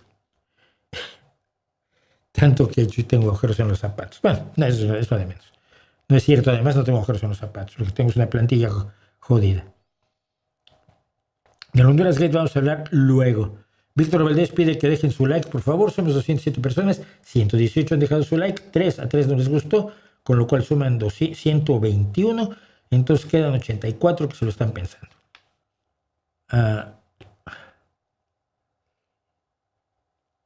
En Cuba pasa parecido a lo de China. Cosas como la mortalidad infantil son manipuladas en los hospitales. Por ejemplo, dejan a los recién nacidos fallecidos en la morgue una semana y luego lo reportan que murieron después. Si no entra en la estadística de mortalidad infantil en el parto, sí, y pueden con eso usarla para decir que su sistema de salud es el mejor del mundo o uno de los mejores. Sí, cuando el gobierno manda, obedecen, hay muchos que obedecen, y hay otros que no obedecemos y no lo llevamos tan bien. Bueno, yo quería hablar de la antidemocracia a la mexicana. Porque ocurrió lo siguiente, yo llevo tiempo contando y hablando de cómo el proyecto morenista esencialmente es un proyecto de aniquilación y destrucción de la democracia, de utilizar la democracia para hackearla, que es lo mismo que está haciendo Donald Trump, es lo mismo que hizo Víctor Orbán en Hungría, y es lo mismo que están intentando algunos otros en otros lugares. Con mayor o menor éxito dependiendo de la solidez de las instituciones. Desafortunadamente en México las instituciones nunca han sido demasiado sólidas. Entonces era fácil hackearlas. Tú eres el presidente y dices, pues a partir de hoy ya no existe el Instituto de la Transparencia. ¿Por qué? Porque lo dije yo. Son corruptos todos y no sirve para nada. Y tienes un montón de gente que son corruptos todos y no sirven para nada y hacen la foca, ¿no? Es el enorme auditorio de focas que le aplaudían al Obrador y ahora le aplauden a Sheinbaum. Ay, sí, la transparencia no sirve para nada, no. Y el Instituto Electoral, no, las elecciones las tiene que controlar el gobierno porque eso son muy corruptos y no sirve para nada. Ay, no sirve para nada. Todos los jueces son corruptos, sí, todos los jueces son corruptos. Entonces, y tienen muchos asesores, uy, sí, muchos asesores. Entonces vamos a quitarlos y vamos a hacer una farsa democrática, porque democracia no es votar. Hacemos una farsa democrática y ponemos a nuestra gente en la Suprema Corte de Justicia, y entonces ellos son más corruptos y tienen más asesores que los anteriores, pero ya son los nuestros. Y entonces pues ya no hay forma de ir a la Suprema Corte de Justicia a reclamar contra el gobierno. Antes era difícil, antes era problemático, antes definitivamente no estaban bien las cosas, pero ahora están peor. Bueno, es una de las formas de la antidemocracia a la mexicana, el hackeo de las instituciones democráticas, de los sistemas electorales, de la información, de la transparencia, para quitarle el poder a la gente, porque la democracia implica la idea de que los que no somos nadie tengamos la posibilidad de influir en las decisiones de nuestra comunidad, de nuestra sociedad, de nuestro país.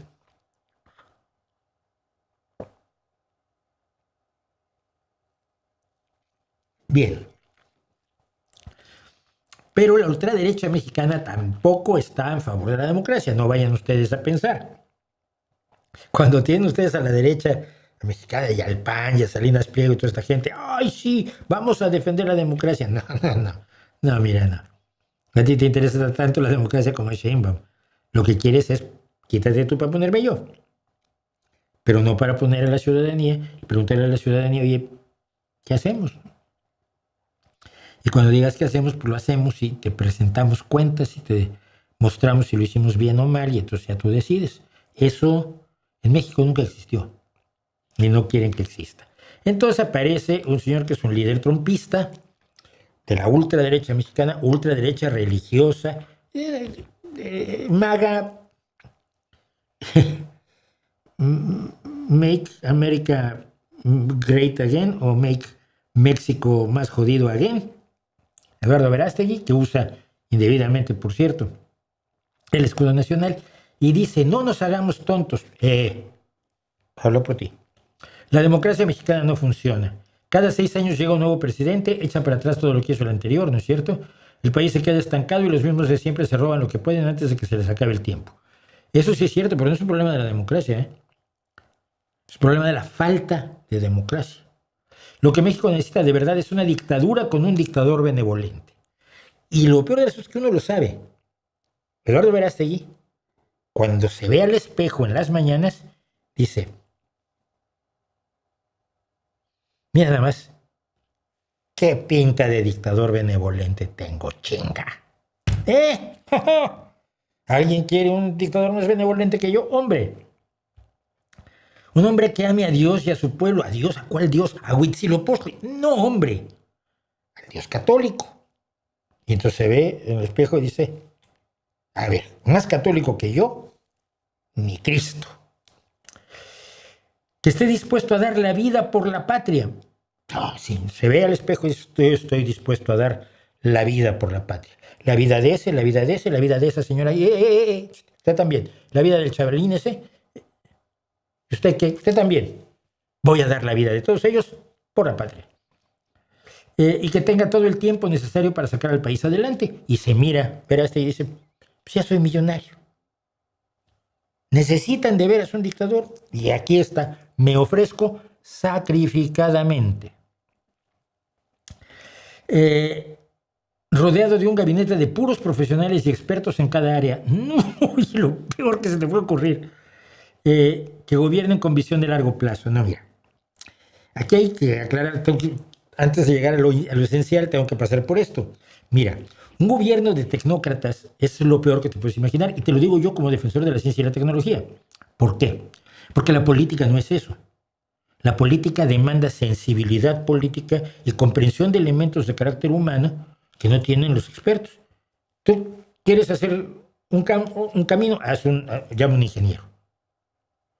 Ahora, de todos los caminos que se pueden hacer en el país, cuáles surgen, cuáles hay que hacer antes, cuáles son más necesarios, cuáles tienen mayor valor para su población, cuáles son indispensables para salvar vidas, incluso para trasladar gente cuando está enfermita y tal.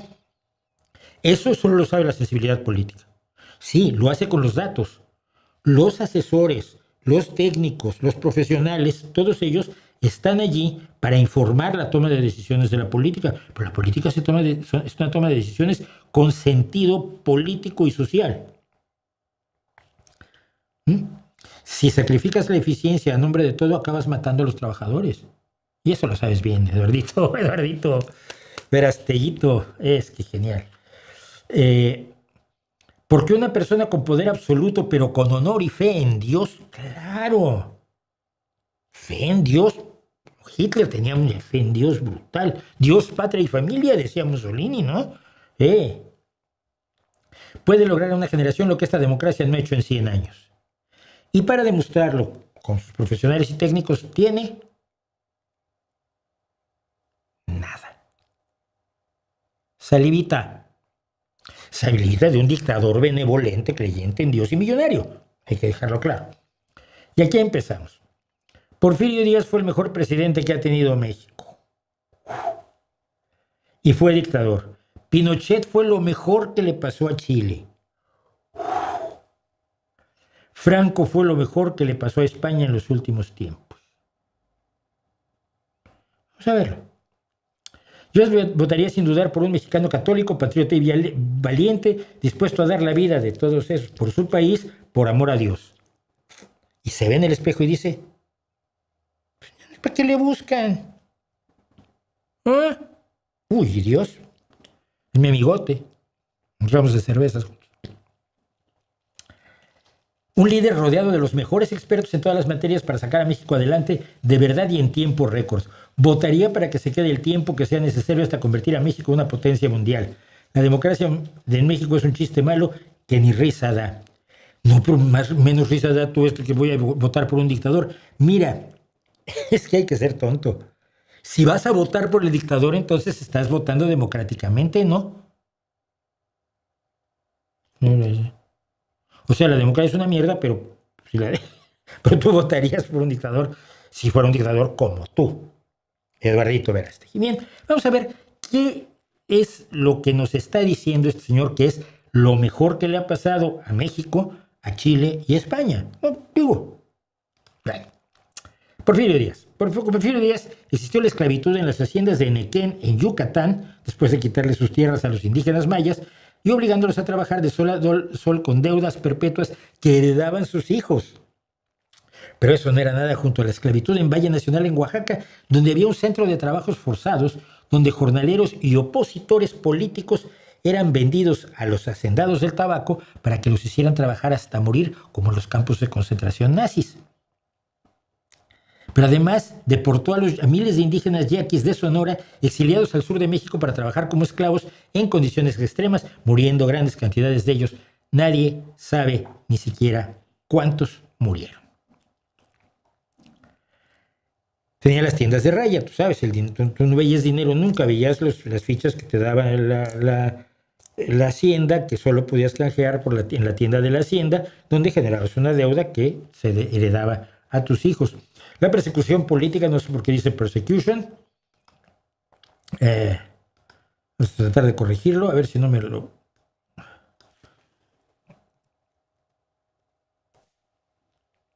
Bien, ahora quedan en mayúsculas. Bueno, persecución política de todo tipo de opositores políticos, de periodistas, de críticos, de toda la gente que no estaba de acuerdo con él. Y siempre recuerden que existió el hijo del aguizote, ¿no? El periódico Super Libre que criticaba a Porfirio Díaz hasta que lo cerró, cuando lo tenían los hermanos Flores Magón. Lo cerró y existe la famosa fotografía de cuando se clausuró el hijo del aguizote, donde están los Flores Magón con un letrero que dice la democracia ha muerto. Masacres como la de Río Blanco, donde morían cientos de obreros. Pero a ver, obreros sobran, que esto es lo que dice un buen dictador. Obreros hay un montón. Si matas a 200 o 300, tampoco es para tanto. El 95% de la tierra del país, de México, 2 millones de kilómetros cuadrados, Era propiedad de unas pocas familias latifundistas. México estaba peor en pobreza, en derechos, que Argentina, Chile, Brasil y Colombia. Es decir, que podías haber tenido el gobierno de Argentina, Chile, Brasil y Colombia con sus democracias imperfectas y no habrías tenido a Porfirio Díaz. Pero vamos con el otro amigo de su amigo, Augusto Pinochet. Augusto Pinochet solamente cometió que se le reconozcan 3,000 asesinatos, que es muy poquito. ¿Quién de tu familia no ha matado a 3,000 personas así un día que salió y se tropezó y por accidente, 3,000 muertos? Bueno, es eso. De los cuales 1,469 fueron desaparecidos, cuyos restos aún no se han encontrado, porque Augusto Pinochet era parte de un sistema para acabar con todo progresista, demócrata y demás, que fue el Plan Cóndor. Estaban Argentina, Brasil, Paraguay y no creo que otro país metidos allí, y entonces se intercambiaban presos y yo te mato estos 30 y tú me matas estos 40. Ay, bueno, pero te mando 100 para que los tortures, vale, pero a cambio de esto me tiras 500 al mar. Era lo que es la hermandad de los pueblos, ¿ves? Torturó Augusto Pinochet como dictador a más de 40,000 personas, algunos de ellos peligrosos comunistas, que estaban a favor del gobierno que había ganado las elecciones, que era el de Salvador Allende, que estaba legítimamente en el poder. Pero muchos de ellos no, muchos eran solamente críticos, muchos eran solamente demócratas, muchos eran personas que estaban en desacuerdo con la dictadura, y en la dictadura no puedes estar en desacuerdo con la dictadura, entonces corres el riesgo de que te torturen. Lo cual llevó a que 200,000 chilenos tuvieran que salir de su país. 200,000 chilenos exiliados, unos de los cuales fueron mis amigos. Recuerdo con mucho cariño a Rodrigo Quijada, por ejemplo. Esto es el proyecto de Verástegui para México. Estamos en la esclavitud, estamos en los latifundios, estamos en los campos de concentración, estamos en los asesinatos, en las torturas. Ese es el proyecto de Eduardo Verástegui para México.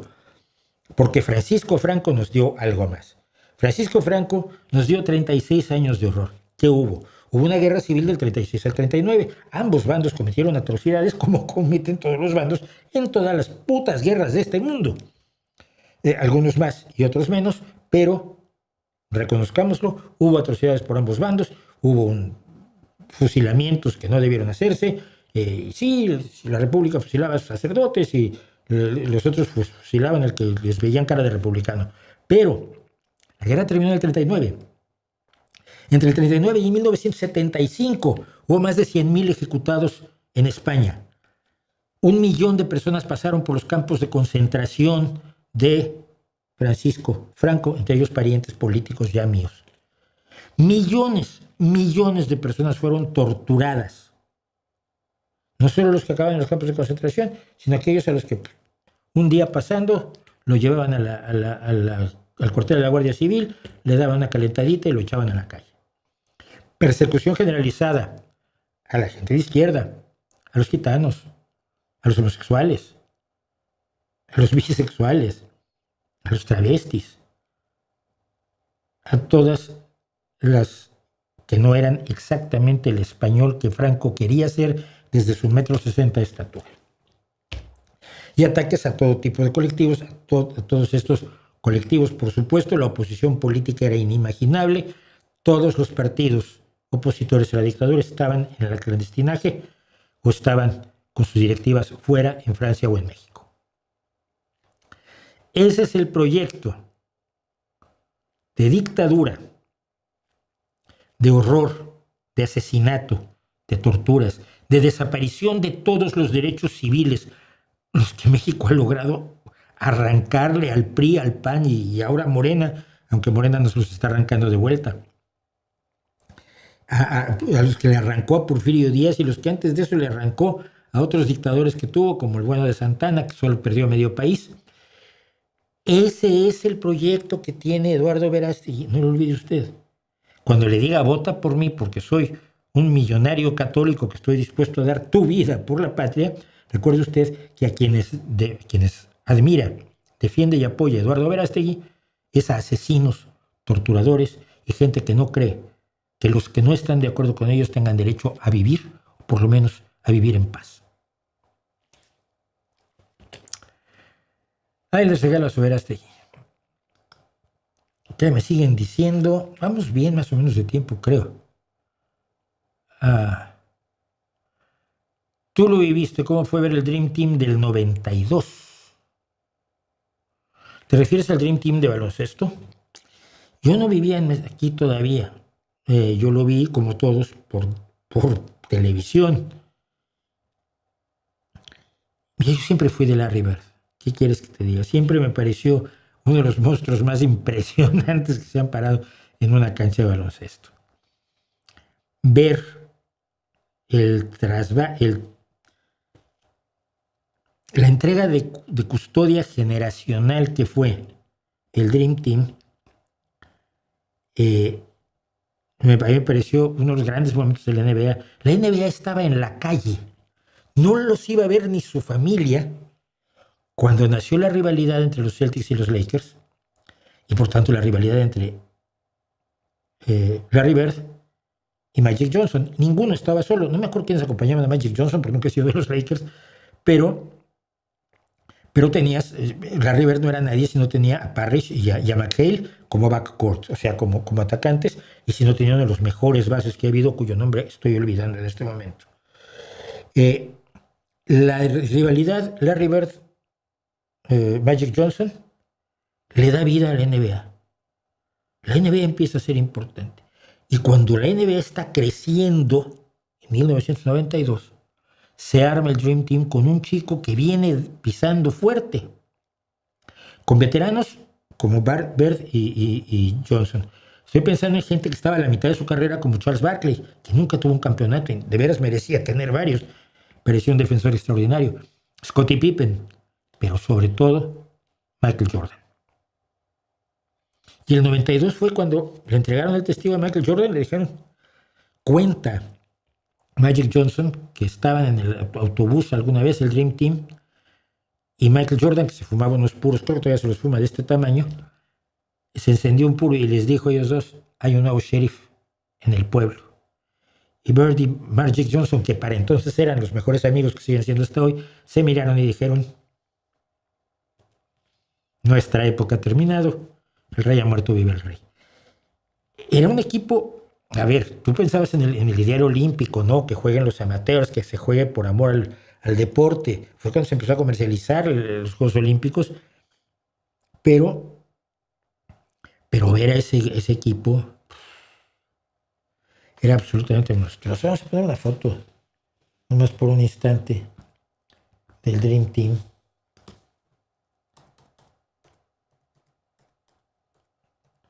Que hay algo muy parecido a ese backcourt en el baloncesto femenino ahora, precisamente. ¿Y a quién tienes? Y hay gente cuyos nombres debería yo conocer y no conozco.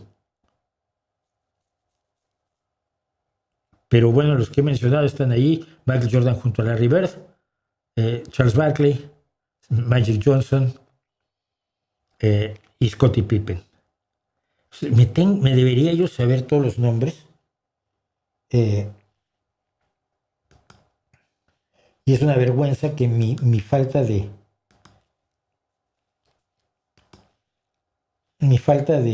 memoria nos afecte.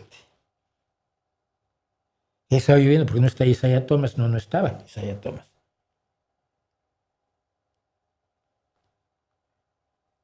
El Karl Malone es el que está hasta la derecha, atrás a la derecha y atrás de Barkley. Es Karl Malone. Patrick Ewing. ¿Quién es Patrick? Patrick Ewing es el que está a la izquierda, atrás de Larry Bird. Y entre Larry Bird y Michael Jordan. Era un equipo absolutamente impresionante, de verdad. Y es un gusto verlos jugar. Estoy viendo un backcourt en el baloncesto femenino que me recuerda a Bird, McHale y Parrish, que son Aliyah Boston, Kelsey Mitchell y Caitlin Clark. Bueno.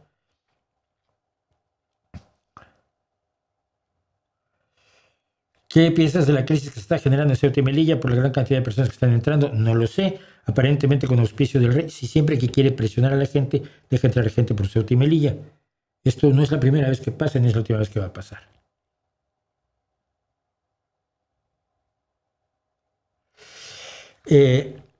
Hola, me han hablado de ti, pues mírate qué mal, Cristian Efraín Serrano Lupión, vas a tardar poco. Dicen que eres un filósofo, no, no lo soy un periodista, que habla de todos los temas, no solo hablo de los temas que conozco. ¿Qué opinas de la democracia actual? ¿La democracia en dónde? ¿Ninguno somos expertos como para elegir el futuro de nuestro país? No, ninguno somos expertos, así es, tienes razón. Pero la democracia como abstracción no existe. Las abstracciones son la vida de los filósofos. Yo no soy filósofo, desafortunadamente soy periodista. Si me preguntas por la democracia de un país en concreto, si tengo datos te puedo informar, si no, no.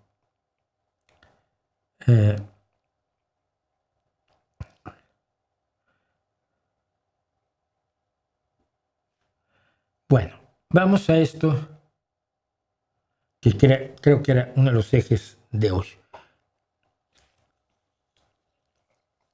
Elon Musk y su odisea racista. Ustedes probablemente saben que hay una película que voy a ver la próxima semana de Christopher Nolan, que es una versión, una puesta en escena de la Odisea, un poema épico de supuestamente Homero, sobre lo que le acontece a Odiseo, rey de Ítaca, después de la guerra de Troya. Bueno, vamos a ponernos un poco en antecedentes, primero que nada.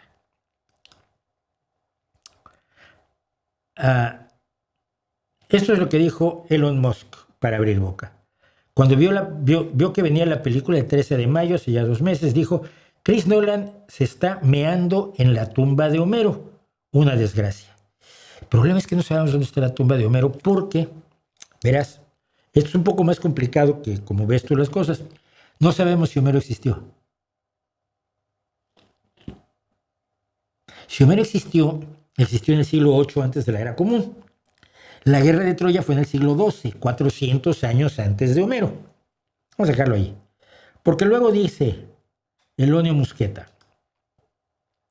Chris Nolan ha mostrado un desprecio absoluto por el pueblo griego. Y dices tú, yo no sabía que Elon Musk estaba representando al pueblo griego, pero qué bueno que lo esté haciendo, ¿no? No sé qué opinan los griegos. Luego, un día después, fíjense, 13, 14 y 15 de mayo, Chris Nolan profanó la Odisea para poder ser elegible para un premio de la Academia. Esto se debe a 2 cosas. Tiene un actor que es transexual. O sea, lo que hay que hacer es nunca contratar transexuales. Porque si contratas un transexual, entonces quieres quedar bien con la Academia. No es que sea buen actor. Eso, si contratas a alguien de color oscuro, ¿vieron que me quemé? Si contratas a alguien de piel oscura, si contratas a alguien asiático, si contratas a alguien homosexual, si contratas a alguien transexual, lo haces porque quieres un premio, no porque sean buenos actores. Lo que tienes que hacer es nunca contratar a ellos, solo blancos, estadounidenses o sudafricanos, como Elon Musk, millonarios, y esos son. Por cierto, en la Odisea no aparece ni un solo estadounidense, Son todos griegos, pero no veo que nadie critique a Christopher Nolan por poner estadounidenses como Matt Damon en el papel de Odiseo en vez de un griego. ¿Por qué es malo poner a un estadounidense rubio en el papel de un griego, pero es horroroso tomar a Lupita Nyong'o y darle el papel de Helena de Troya? Eso no le pareció a Elon Musk, que dice: Chris Nolan es un racista antiblanco. Claro, porque tú solo puedes usar blancos. Si usas un negro, eres un racista antiblanco. Eso nos dice Elonio Musqueta. Bueno, eso dice Elon Musk. Vamos a ver, a seguir adelante. Recordar un poco de qué va esta historia. Miren, la historia es esta. La historia tiene que ver, comienza con un acto de zoofilia feroz.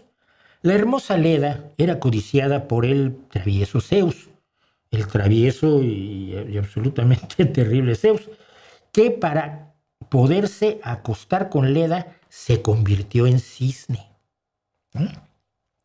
Y entonces, como cisne, tuvo relaciones sexuales con Leda. ¡Oh! Absoluta zoofilia. Como resultado de esa unión totalmente non sancta, habría que preguntarle si eso le parece bien a Elon Musk, si a alguno de sus hijas le gustaría que se casara con un cisne. Como resultado, Leda, en vez de tener hijos, puso un huevo. Y de ese huevo nació Helena de Troya y su hermano gemelo Pólux. Pero Pólux en esta historia va para afuera. Tenemos a Helena de Troya. Bueno, pues Helena de Troya era preciosa y entonces la secuestraron para llevársela a Troya. O sea, no era de Troya originalmente. Y entonces los griegos, que no estaban de acuerdo con que se llevaran a su reina, iniciaron la guerra de Troya, el sitio de Troya básicamente. Durante 10 años los griegos trataron de vencer a los troyanos y rescatar a la hermosa Helena de Troya, porque era hermosa. No sé si ustedes han visto a Lupita Nyong'o, pues preciosa la tía. Pero bueno, no, aquí el punto era este. La pregunta es, la hija de un cisne y de una princesa que no sabemos ni cómo era, nacida de un huevo, ¿es blanca, estadounidense, sudafricana o podría ser de aspecto asiático, con pliegue picántico, o negra, o como india amazónica? ¿Quién te dice que de ese huevo tiene que salir una chica que le guste a Elon Musk? Bueno, seguimos con la historia. La historia nos dice, pues, que Homero, que es este busto, es un busto romano de 400 años después, de 1000 años después de que nació, de que existió supuestamente Homero, que, como decíamos, en el 800 escribió sobre un sitio de Troya que probablemente de haber ocurrido, que no lo sabemos históricamente, de haber ocurrió por ahí del siglo XII, o sea, 400 años de que este señor supuestamente naciera, y que no era así porque esto es lo que se imaginaron los romanos por allá del siglo I. Bien, sigamos, aquí nadie sabe nada. La guerra de Troya, decíamos, se desarrolló entre un montón de gente negra, por lo menos así los pintaban en sus vasijas los griegos, y uno de sus héroes, por supuesto, de sus héroes más importantes fue Aquiles. Aquiles lo tenemos aquí a la derecha, y Aquiles era el amante de Patroclo. Las relaciones románticas y sexuales y de pareja en la Grecia clásica eran lo más normal del mundo. Yo supongo que esto le parecerá muy bien a Elon Musk, ¿no? Ah, no, que son anti-homosexuales. Ya quiero ver cómo maneja la relación entre Aquiles y Patroclo. Porque cuando matan a Patroclo es cuando verdaderamente se cabrea Aquiles, y ahí es donde se va a acabar la guerra de Troya, sobre todo cuando Ulises o Odiseo le sugiere que usen un caballo de madera para meter a unos soldados y que les abran las puertas. Generalmente la gente se imagina una cosa gigantesca con 300 soldados adentro, pero lo más probable era que era un caballito así pequeño con 2, 3 soldados, pero no necesitabas más para abrir las puertas, no necesitabas una operación militar gravísima, sino una operación encubierta, con un par de soldados en un caballito pequeño, funcionaba la cosa, ¿no? Bueno. Pero en fin, dejamos a Aquiles y Patroclo, que yo no creo que Elon Musk esté ni a favor de la zoofilia ni a favor de la homosexualidad, pero ahí andamos. Lo que pasó después es que, para defenderse los troyanos, entre otras muchos apoyos que pidieron el apoyo de Nemón. Nemón era un rey etíope. ¿De Etiopía venía? No venía de Etiopía. Etíope es una palabra griega que quiere decir de piel quemada. Y como pueden ver por los rasgos que tiene Nemón aquí, pues era más bien africano. Todas las personas de piel oscura las identificaban como etíopes. Los antiguos griegos. Probablemente esto es demasiado complicado para Elon Musk. Y finalmente el bueno de Ulises, al terminar la guerra de Troya, al vencerse Troya porque abrieron las puertas los soldados del caballo, pues emprende el regreso a Ítaca, donde lo está esperando su esposa Penélope y su hijo, no me acuerdo cómo se llama ahora el hijo.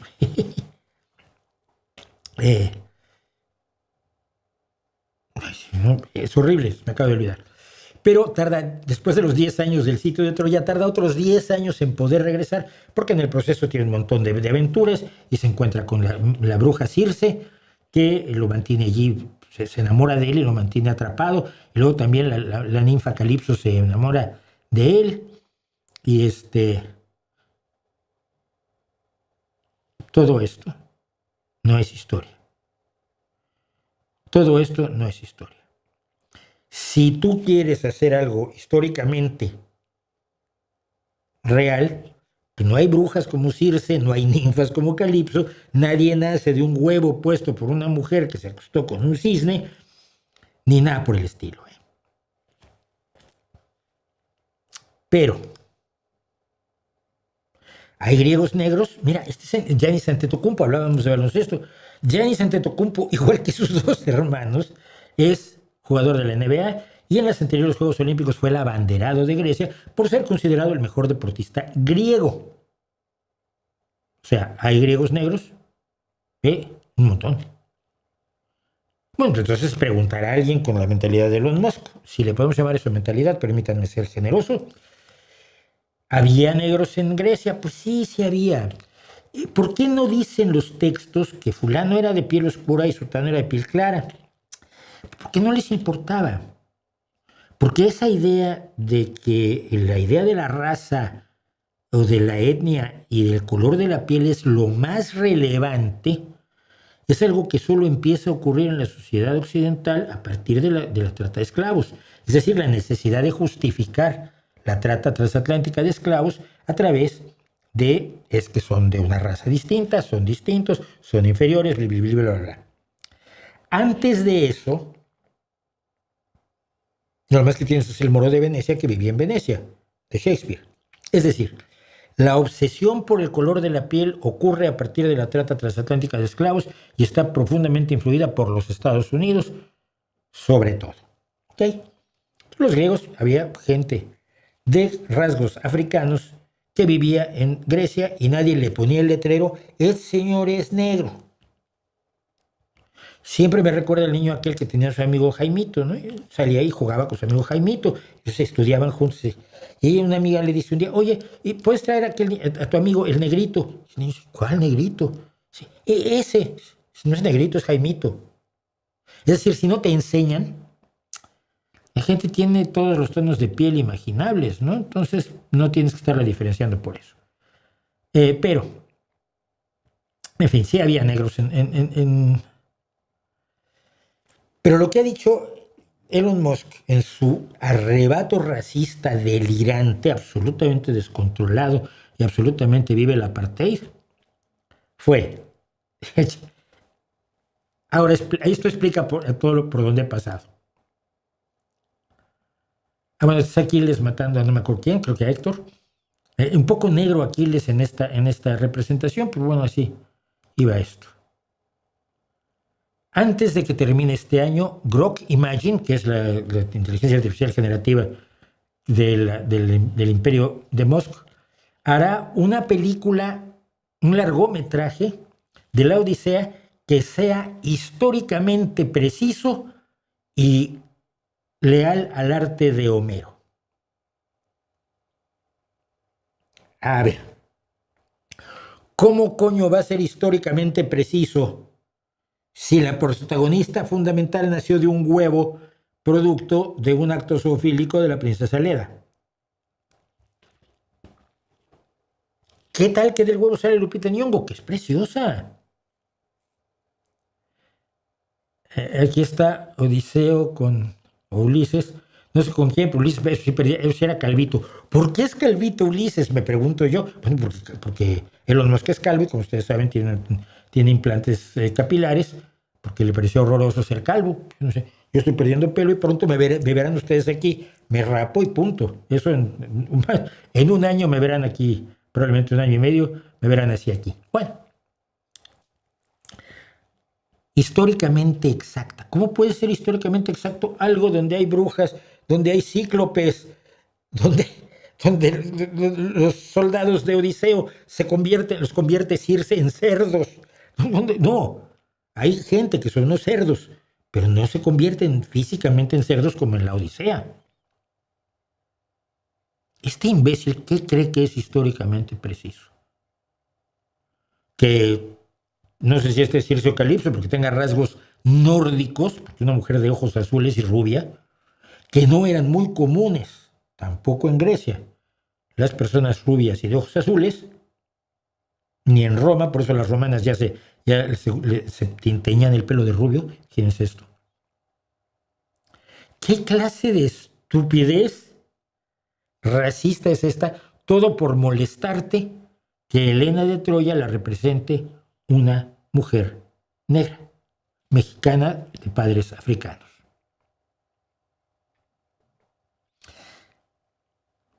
Parafraseando a Becker, que yo siempre he pensado que es un gran poeta, aunque mucha gente lo considera el sueño de la cursilería, ¿qué es racismo? Y tú me lo preguntas.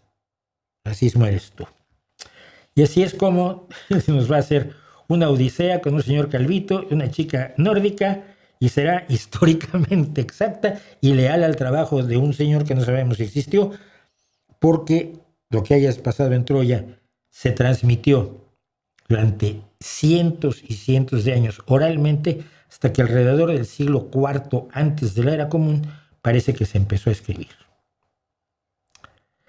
Elon Musk tiene otros problemas. Mira, la Grok, la inteligencia artificial generativa de Grok de Elon Musk, tiene una función que es la desnudación o nudification. Es una tecnología muy bonita donde tú tomas a alguien así con su ropa y le dices, quítale la ropa y te lo pones desnudo. Funciona también con niños. Y entonces el estado de Minnesota en Estados Unidos prohibió el uso de la tecnología de nudificación, porque es de extraordinario mal gusto. Si tú tengas un método de inteligencia artificial para desnudar a niños, pues ¿con qué objeto, no? O sea, pocos objetos que no sean verdaderamente despreciables se le ocurren a uno. Pero el milmillonario Elon Musk está demandando a Minnesota para que no se prohíba su técnica de desnudación, que le permite a cualquiera crear imágenes sexualizadas y falsas de personas. Dice que eso infringe la primera enmienda de los Estados Unidos, que es la enmienda que garantiza el derecho a la libre expresión. La libre expresión no es forzosamente eso.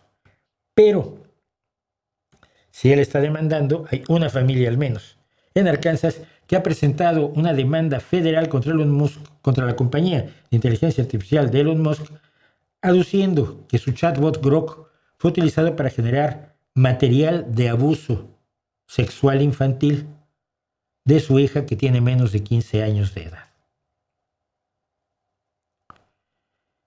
Y yo espero que le cueste muchísimo dinero, pero sobre todo vergüenza. El dinero a él le da igual, la vergüenza no. Él cree que es interesante, cree que es simpático. Eso es, para empezar, muy peligroso. Yo, como alguien poco simpático, te lo digo. Alguien que es poco simpático, lo peor que puede hacer es creerse simpático. Se cree simpático, como Donald Trump a todo esto. Se cree guapo. Se cree genial, aunque todo lo hacen sus ingenieros. Él contrata gente, pero se cree genial. Él no fundó PayPal, ni fundó Tesla. No es cierto, nada de eso es cierto. Eso se lo ha inventado. No fue el pionero de la inteligencia artificial, ni fue el pionero de espacial. Por favor. Es un señor que llegó tarde al espacio. Pero se cree todo eso. Ojalá lo avergüencen muchísimo, mientras él cree que hace cosas históricamente exactas con un relato mitológico. Madre mía. Dicen, una buena dictadura es mejor que una mala democracia. No hay buenas dictaduras. Ese es mi problema. ¿Existe una dictadura benevolente o su definición lo contradice? Su definición la contradice. Mira, voy a volver. Yo tengo un problema gravísimo de conciencia respecto de Ruanda. 1995, creo, en Ruanda, sí, se llevó a cabo una matanza aterradora de dos grupos sociales que en realidad son el mismo grupo étnico en sus orígenes, los Hutus y los Tutsis. 1 millón de personas fueron asesinadas brutalmente, generalmente a machetazos, con apoyo, por cierto, para los asesinos de la Iglesia Católica de Ruanda. Y el mundo se aterrorizó. Un general del ejército de Ruanda que paró la masacre es hoy el dictador de Ruanda, Paul Kagame. Tiene un grandioso proyecto para Ruanda. Ha sacado a Ruanda de la pobreza histórica de los países africanos, sobre todo un país pequeño como Ruanda, que no tiene acceso al mar, etcétera, etcétera. Lo ha sacado de la pobreza, lo ha llevado, y tiene un programa, además un programa muy serio, para llevar a Ruanda a ingresos medios. Ha fomentado la educación, ha fomentado la salud, ha convertido a Ruanda en el país más seguro de África. Ver la Ruanda de ayer, ver la Ruanda de hoy, es impresionante y yo me he dedicado a estudiarlo. Más aún, ha logrado la reconciliación entre Hutus y Tutsis. Ha logrado que los asesinos se vean con las familias de las víctimas, se reconozcan todos humanos y se puedan perdonar. En un ataque dentro de una ciudad, dentro de un país, eso es relevantísimo. España sigue peleando su guerra civil. México sigue peleando su revolución. Esos enfrentamientos entre hermanos siempre dejan huellas profundísimas en todas las sociedades. Y el gobierno de Ruanda ha hecho lo imposible por borrar las cicatrices, reconocer los errores, reconocer lo cometido. La derecha española no va a reconocer jamás los errores cometidos por el franquismo durante esos 36 años brutales, y reconciliar al país, a una parte con la otra parte del país. Es admirable absolutamente, pero sus cárceles tienen presos políticos, pero la libertad de prensa no existe. Y sobre todo, y esto es lo más importante, lleva a cabo elecciones que gana siempre, porque a los dictadores les gustan las elecciones para darse cierta legitimidad. Y probablemente las gana, quiero decir. Pero no tiene un plan de salida. Es decir, no hay un plan para Ruanda después de la muerte de Paul Kagame.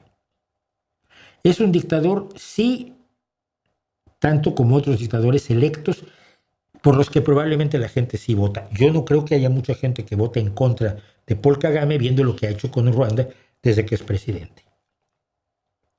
Pero actúa como un dictador y no tiene un plan de salida. Y entonces, ese es lo más cercano a un dictador benevolente que yo he conocido, y sigue pareciéndome que es una ilusión que en el momento en que él falte, y no es ningún niño, es un señor mayor que la tiene, en el momento en que falte Paul Kagame,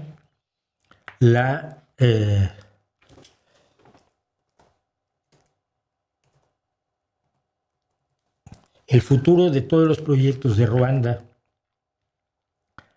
está en riesgo. Tiene 68 años, es 3 años más joven que yo. Tiene 68 años Paul Kagame. Lo admiro por lo que ha logrado, como un antiguo rey que se preocupaba por su pueblo, pero me acuerdo siempre que cuando el rey se preocupaba por su pueblo, siempre vino un príncipe heredero que lo jodió todo, y por eso nunca fue la monarquía un proyecto a futuro razonable. Lo que ha hecho Kagame por Ruanda, el genocidio fue en 1994. Rápidamente terminó con el genocidio del 94, construyó un crecimiento económico rápido, avanzó la igualdad de géneros. Por cierto, el Senado de Ruanda tiene más mujeres que hombres. Pero la oposición política es inexistente y los derechos humanos están limitados. ¿Sería mejor soñar con tener todo eso sin la dictadura? Yo creo que sí.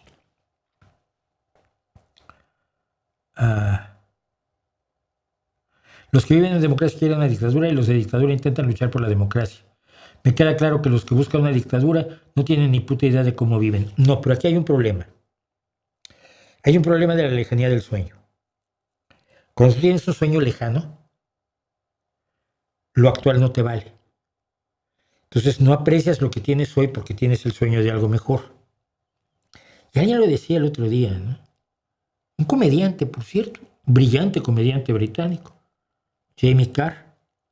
Decía, si yo hablara con mi abuelo y le contara cómo vivo hoy, se desmayaba. Si yo hablara con mi bisabuelo, que era labrador, y le dijera cómo vivo hoy y lo que hago hoy, alucinaría. Porque probablemente salió de su pueblo un par de veces en su vida.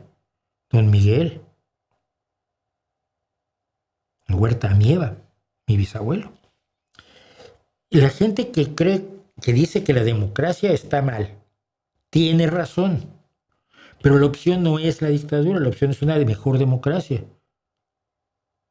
Porque hay democracias que funcionan mucho mejor que la tuya. Pero esa idea de que lo bueno, lo perfecto te haga enemigo de lo bueno es peligrosísima. Peligrosísima.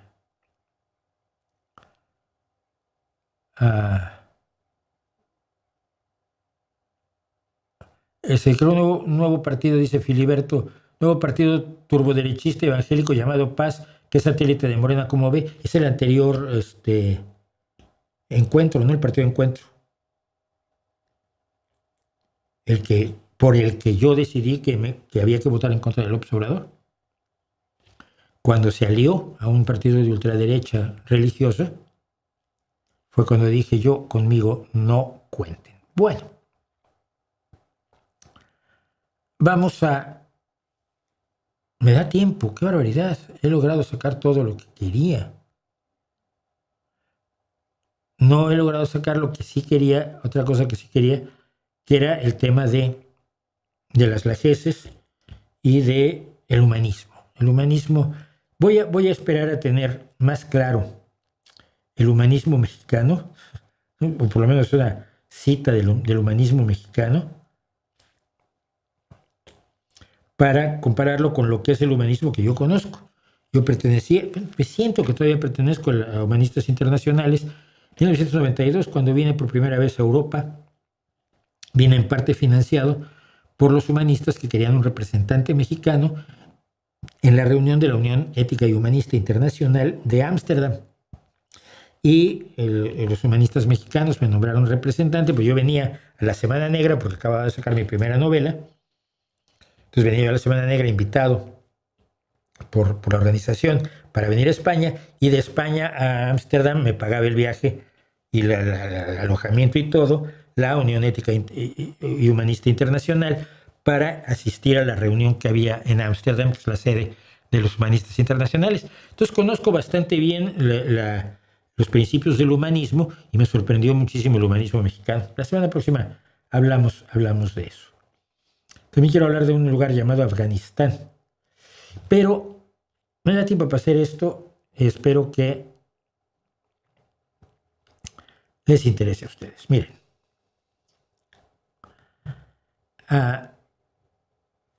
El otro día alguien, y lo hizo con toda buena intención, quiero creer yo, comentó lo siguiente. Y este no va en los comentarios, sino va fuera de los comentarios. Aclaro que mi comentario no es hate, dice, déjenme hacerlo más grande.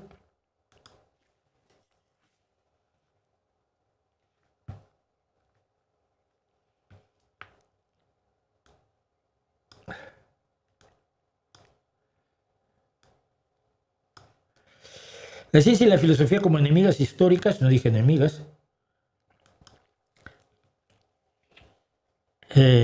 donde una chapoteaba en la nada mientras la otra destruía el mundo, se le olvida un detalle histórico básico. La ciencia moderna nació de la filosofía natural.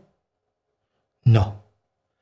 Newton no tituló su obra principal Manual de Física, sino Filosofía Naturalis Principia Mathematica, principios matemáticos de la filosofía natural. Y esto toca un asunto del que yo ya tenía ganas de hablar, o que ha estado en mi interés desde mucho tiempo antes. Miren, La palabra ciencia proviene del latín, scientia, que significa conocimiento. Como tal, la palabra entra al inglés, a lo que llaman el inglés medio, en plena Edad Media, alrededor del año 1300, pero se refiere a todo aprendizaje, habilidad o conocimiento colectivos del ser humano. Si tú eras teólogo, tenías la ciencia de la teología. Si eras filósofo, eras la ciencia de la filosofía. En el siglo XVI y XVII ocurre la revolución científica. Pero la revolución científica ocurre en un entorno en el cual la filosofía lo dominaba absolutamente todo. Los filósofos tenían el control de todo el conocimiento o de lo que creían que era conocimiento. Querías hablar del universo, querías hablar del sistema solar. Aristóteles dijo. Y de ahí no podías salir. Querías hablar de biología. ¿Cuántos dientes tiene la mujer? Aristóteles dijo. La mujer tiene menos dientes que los hombres. No es cierto.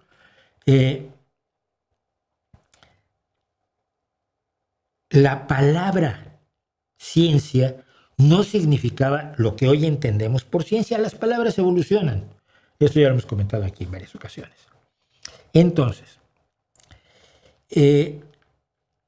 para diferenciar la filosofía de, pues a mí se me ocurrió, la filosofía de, bueno, si me pongo a pensarlo y seguramente llego a la razón, me servirá para llegar a la verdad, como creían los filósofos, y algunos lo siguen creyendo, o muchos, quizás todos lo siguen creyendo. No existía nada que se llamara de otra manera de hacer las cosas que no fuera la especulación filosófica vacía, chapoteando en la nada, que hasta ese momento de la historia, al iniciarse la revolución científica, no había generado ningún conocimiento sólido real, ni uno. No te decía nada de la biología, no te decía nada de la astronomía, no te decía nada de la meteorología, no te decía nada de la geología, no te decía nada de la química, no te decía nada. Cero, niente. Y si no aceptas esto, que la filosofía en esos años, desde Aristóteles hasta la revolución científica, no había producido nada útil, no vamos a llegar a ningún lado. Tienes que demostrarme, eso sí, si quieres discutirlo, tienes que demostrarme qué produjo la filosofía. Y por favor, saquemos la lógica de la filosofía, porque la lógica es eminentemente matemática y la mayoría de los filósofos no la usan. Mucho menos la desarrollan en investigaciones de lógica y matemática, como lo han hecho otros matemáticos que luego también les gusta llamarse filósofos, como Bertrand Russell. Bien. Entonces, ¿cómo le llamo a lo que estoy haciendo, que no es la filosofía de aquellos? Pero pues todo se llama filosofía. Bueno, le llamamos filosofía natural.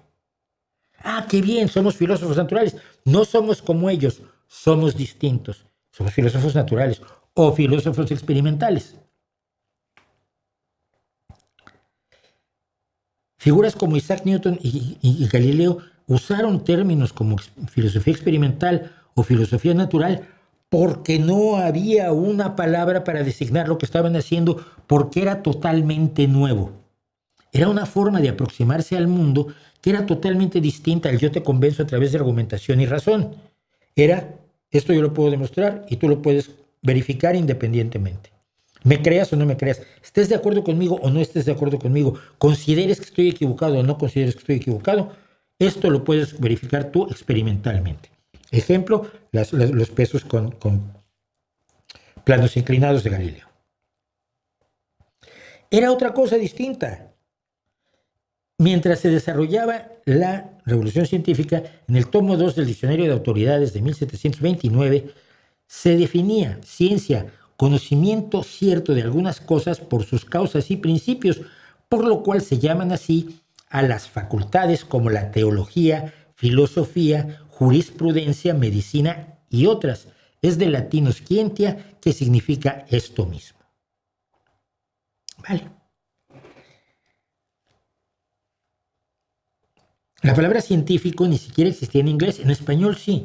Es curioso, en el diccionario de autoridades, en ese mismo diccionario de autoridades, que es el origen de la atroz Real Academia Española, que creen que mandan sobre mi idioma y el idioma de usted y de todos nosotros, decía que científico era cosa perteneciente a la ciencia, o también se llama así a la persona consumada en alguna o en muchas ciencias. Ciencias como conocimiento, filosofía, jurisprudencia, teología. Entonces, un científico era alguien que era muy bueno en teología. No era la definición que utilizamos hoy, la acepción que utilizamos hoy. En inglés, que es finalmente el idioma de la ciencia, probablemente por culpa de la Real Sociedad, de la Royal Society, entre 1830 y 1833, William Whewell inventó en inglés la palabra 1830. Estoy haciéndome un lío. Vuelvo a empezar. En 1833, William Whewell acuñó el término científico en idioma inglés. Existía en español como alguien que practica el conocimiento, pero William Whewell lo utilizó para descubrir a las personas que estudiaban el mundo material, separando el concepto de la metafísica y la filosofía. Esto no le gustó muchísimo a quienes estaban a su alrededor, pero en 1867 el Oxford English Dictionary oficialmente consolidó la definición estrecha moderna, definiendo la ciencia específicamente como las ciencias físicas y experimentales, excluyendo los campos teológico y metafísico. Es decir, hasta fines del siglo XIX no le empezamos a llamar ciencia a la ciencia, a lo que hoy llamamos ciencia, y esto se trasladó también hacia el español y hacia otros idiomas. Pues fue rechazado por la élite el concepto de científico de Whewell. Preferían hombre de ciencias, pero hombre de ciencias confrontado ¿con qué? Con hombre de letras. ¿Tú de qué eres, de ciencias o de letras? Hasta hoy. Pero finalmente, a fines del siglo XIX, decíamos, tuvo éxito finalmente la palabra de Whewell. Y sobre el español se nos dice, el término científico aparece registrado por primera vez en el siglo XVI en textos literarios, se incorpora al diccionario de autoridades en 1729, pero el siglo XVI y al XVIII es un uso literario originado en la palabra en el latín scientificus. El cambio de la palabra científico para referirse directamente a las personas dedicadas a la ciencia ocurrió mediante el proceso llamado sustantivación. Tú tienes un adjetivo, esto es un conocimiento científico, y ese adjetivo científico se convierte en un sustantivo.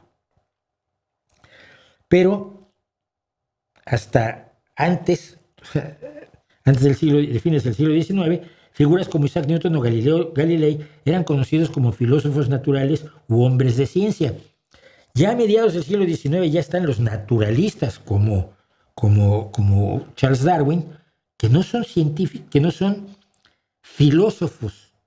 Ya lograron deshacerse de la palabrita, ya son naturalistas. Humboldt y Darwin son los dos grandes naturalistas. Linneo, ya no son filósofos, porque saben que están haciendo algo totalmente distinto.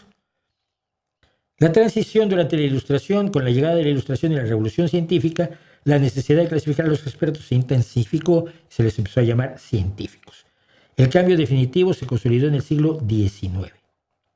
La ciencia dejó de ser un pasatiempo de nobles o filósofos para convertirse en una profesión regulada por universidades y academias. Así que el hecho de que se hayan llamado filósofos naturales, filósofos experimentales y naturalistas es una forma de separarse de aquello que no había dado ningún servicio, ninguna utilidad, ningún conocimiento sólido durante 2000 años. Muchas gracias. Van a volverse a enojar conmigo, lo sé, pero ¿qué le hacemos? ¿Qué le hacemos? Bueno. ¿Quieres decir, Schwartz, que tanto la censura de Porfirio Díaz como Morena es equivalente? No, porque Porfirio Díaz te metía en las tinajas de San Juan de Ulúa y te torturaba allí. Morena todavía no está haciendo eso. Espero que nunca lleguen a hacerlo. La democracia es una abstracción suprema de la humanidad. Estás diciendo no significa absolutamente nada. Estás juntando palabras. ¿Dónde rayos está la tumba de Homero? No existe la tumba de Homero. Pues si no sabemos dónde está ni siquiera la tumba de Alejandro. Probablemente fue destruida incluso porque la exhibía Ptolomeo para... Que por cierto, la cercanía de Alejandro Magno con Ptolomeo también era porque al parecer eran amantes. Es que yo tengo un problema con eso. No veo por qué, no entiendo por qué una persona cisgénero, como nos llaman, y heterosexual, puede sentirse preocupada porque haya una pareja homosexual allí. ¿Me afecta? Para nada. ¿Pone en duda mi sexualidad? No. A lo mejor es eso, no lo sé. Están allí, se quieren. Está bien. ¿Eres feliz con él? Sí. ¿Y tú eres feliz con él? Sí. Ah, pues qué bien. Oye, ¿tú eres feliz con ella? Sí. ¿Y tú eres feliz con ella? Ay, sí, tenemos una hijita. Pues, qué bueno. Quiéranse mucho y quieran a sus hijos. Sean felices. Aumenten la felicidad en el mundo que es escasa. ¿A mí qué me importa? Nunca he entendido a la gente a la que le preocupa muchísimo que alguien cerca de ellos sea homosexual. Y luego se dan cuenta, acaban todos dándose cuenta que cerca siempre tienen alguna.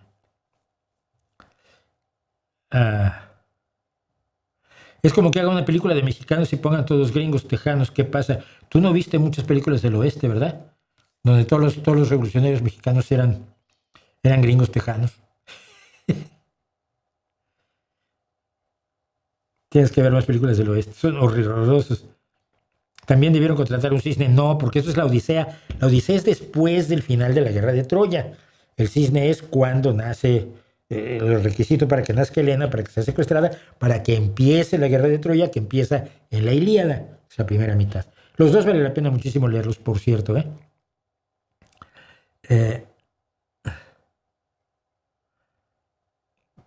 ¿Qué piensas del atentado en Berlín? No lo sé. Sí sé que hubo un atentado en Berlín.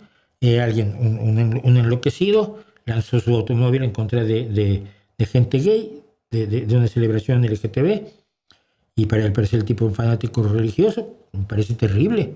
Tan terrible como el señor que estuvo disparando en Estados Unidos y mató a 5 personas, ¿no? ¿O de eso no te enteraste? Pero ocurrió el mismo día. El mismo día. Pero como este era cristiano y este era musulmán, ¿cuál sale en las noticias? Este mató a 1, este mató a 5. Pero este es musulmán. Y entonces con él podemos atacar a todos los demás musulmanes que hay en Europa, la mayoría de los cuales jamás van a hacer eso, porque no son el tipo de gente que pinta despojos humanos como Laje, por cierto.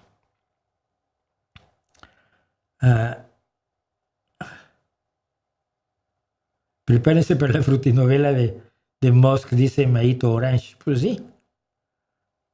¿Le vas a copiar el look a Rob Halford de Judas Priest? Si me rapo, sí, fíjate. Porque la barba sí no me la quito. Tengo desde los 17 años. ¿Por qué los más conservadores como Musk o Trump con su piel naranja son tan inseguros físicamente? Yo qué sé. Christopher Nolan es un nuevo Kubrick. No está en Kubrick. ¿Cómo se llamaba Kubrick? No me acuerdo. No. Kubrick tenía otro nivel. Bueno, se puso a jugar Elden Ring Elon Musk. Es que, ¿cómo se atreve? Bueno, se acaba el tiempo y yo tengo la canción y los comentarios, aunque nos alarguemos un poco hoy, pero sí, ya son muchos días y si quieren que haga otras cosas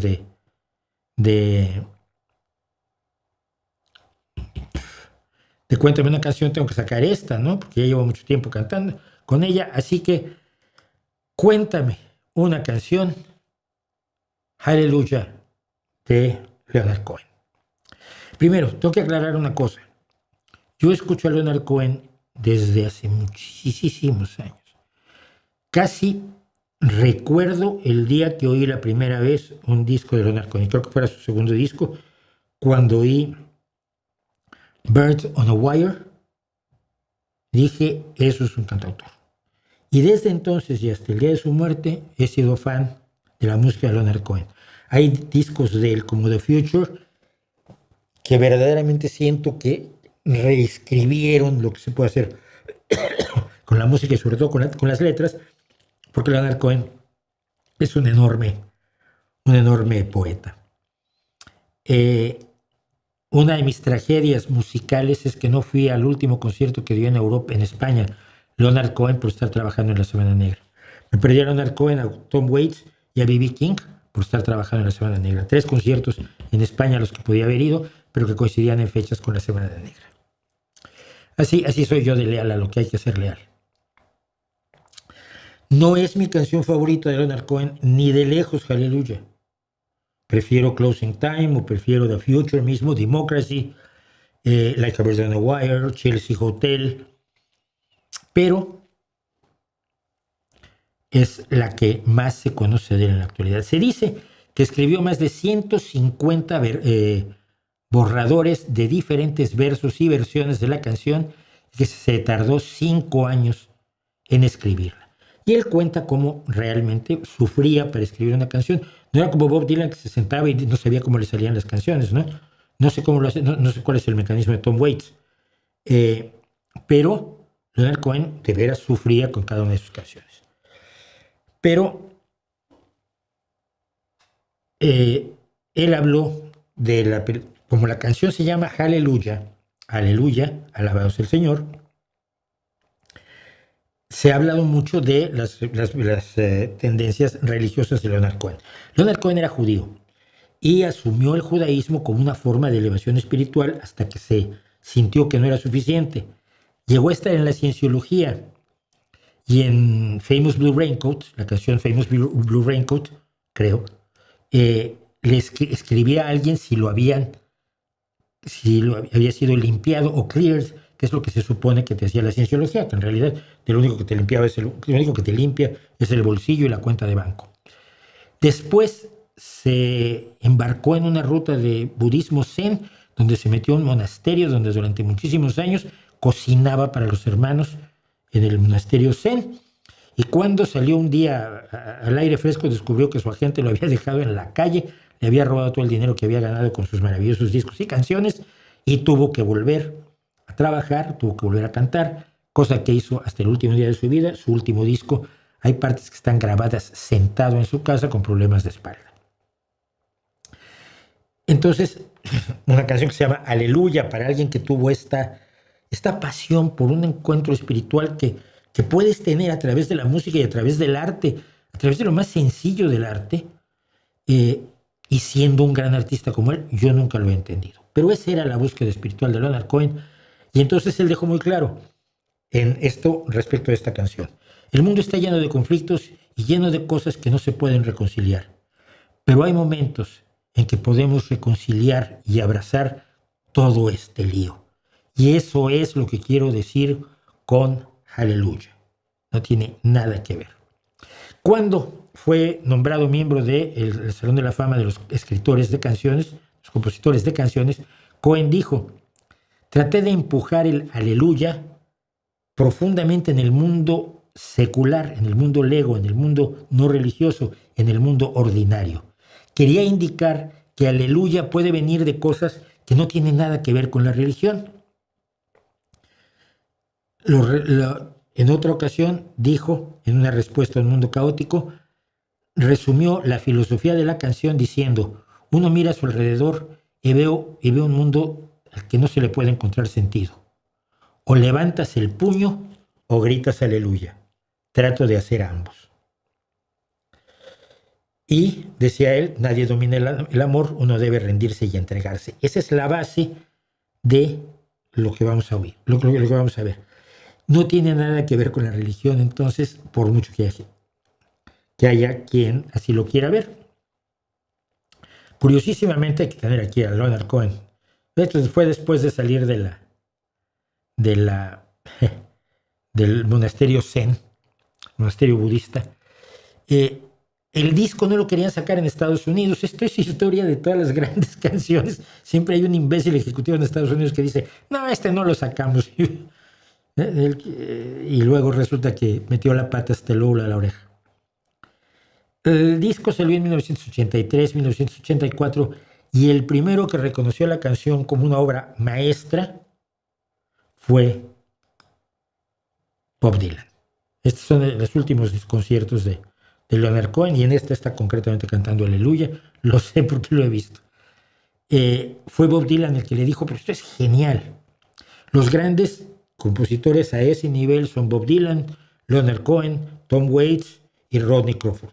Rodney Crawford acaba de sacar un disco maravilloso. Rodney Crawford. Ay.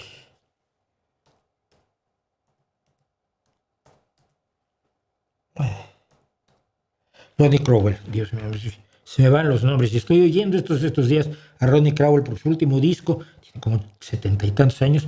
El último disco es maravilloso. Son los cuatro grandes. Y le dijo Dylan, esto es una maravilla. Tenía razón, como suele tenerla. Hay un punto en concreto de la canción que yo quiero mencionar y que dice, it goes like this, the fourth, the fifth, the minor fall, the major lift. Y es que, demostrando su manejo de la música, esto tiene un gran significado. Bueno, vamos a verlo cuando lo traduzcamos. Pero esto es lo que nos dice la canción y llegaremos a ello.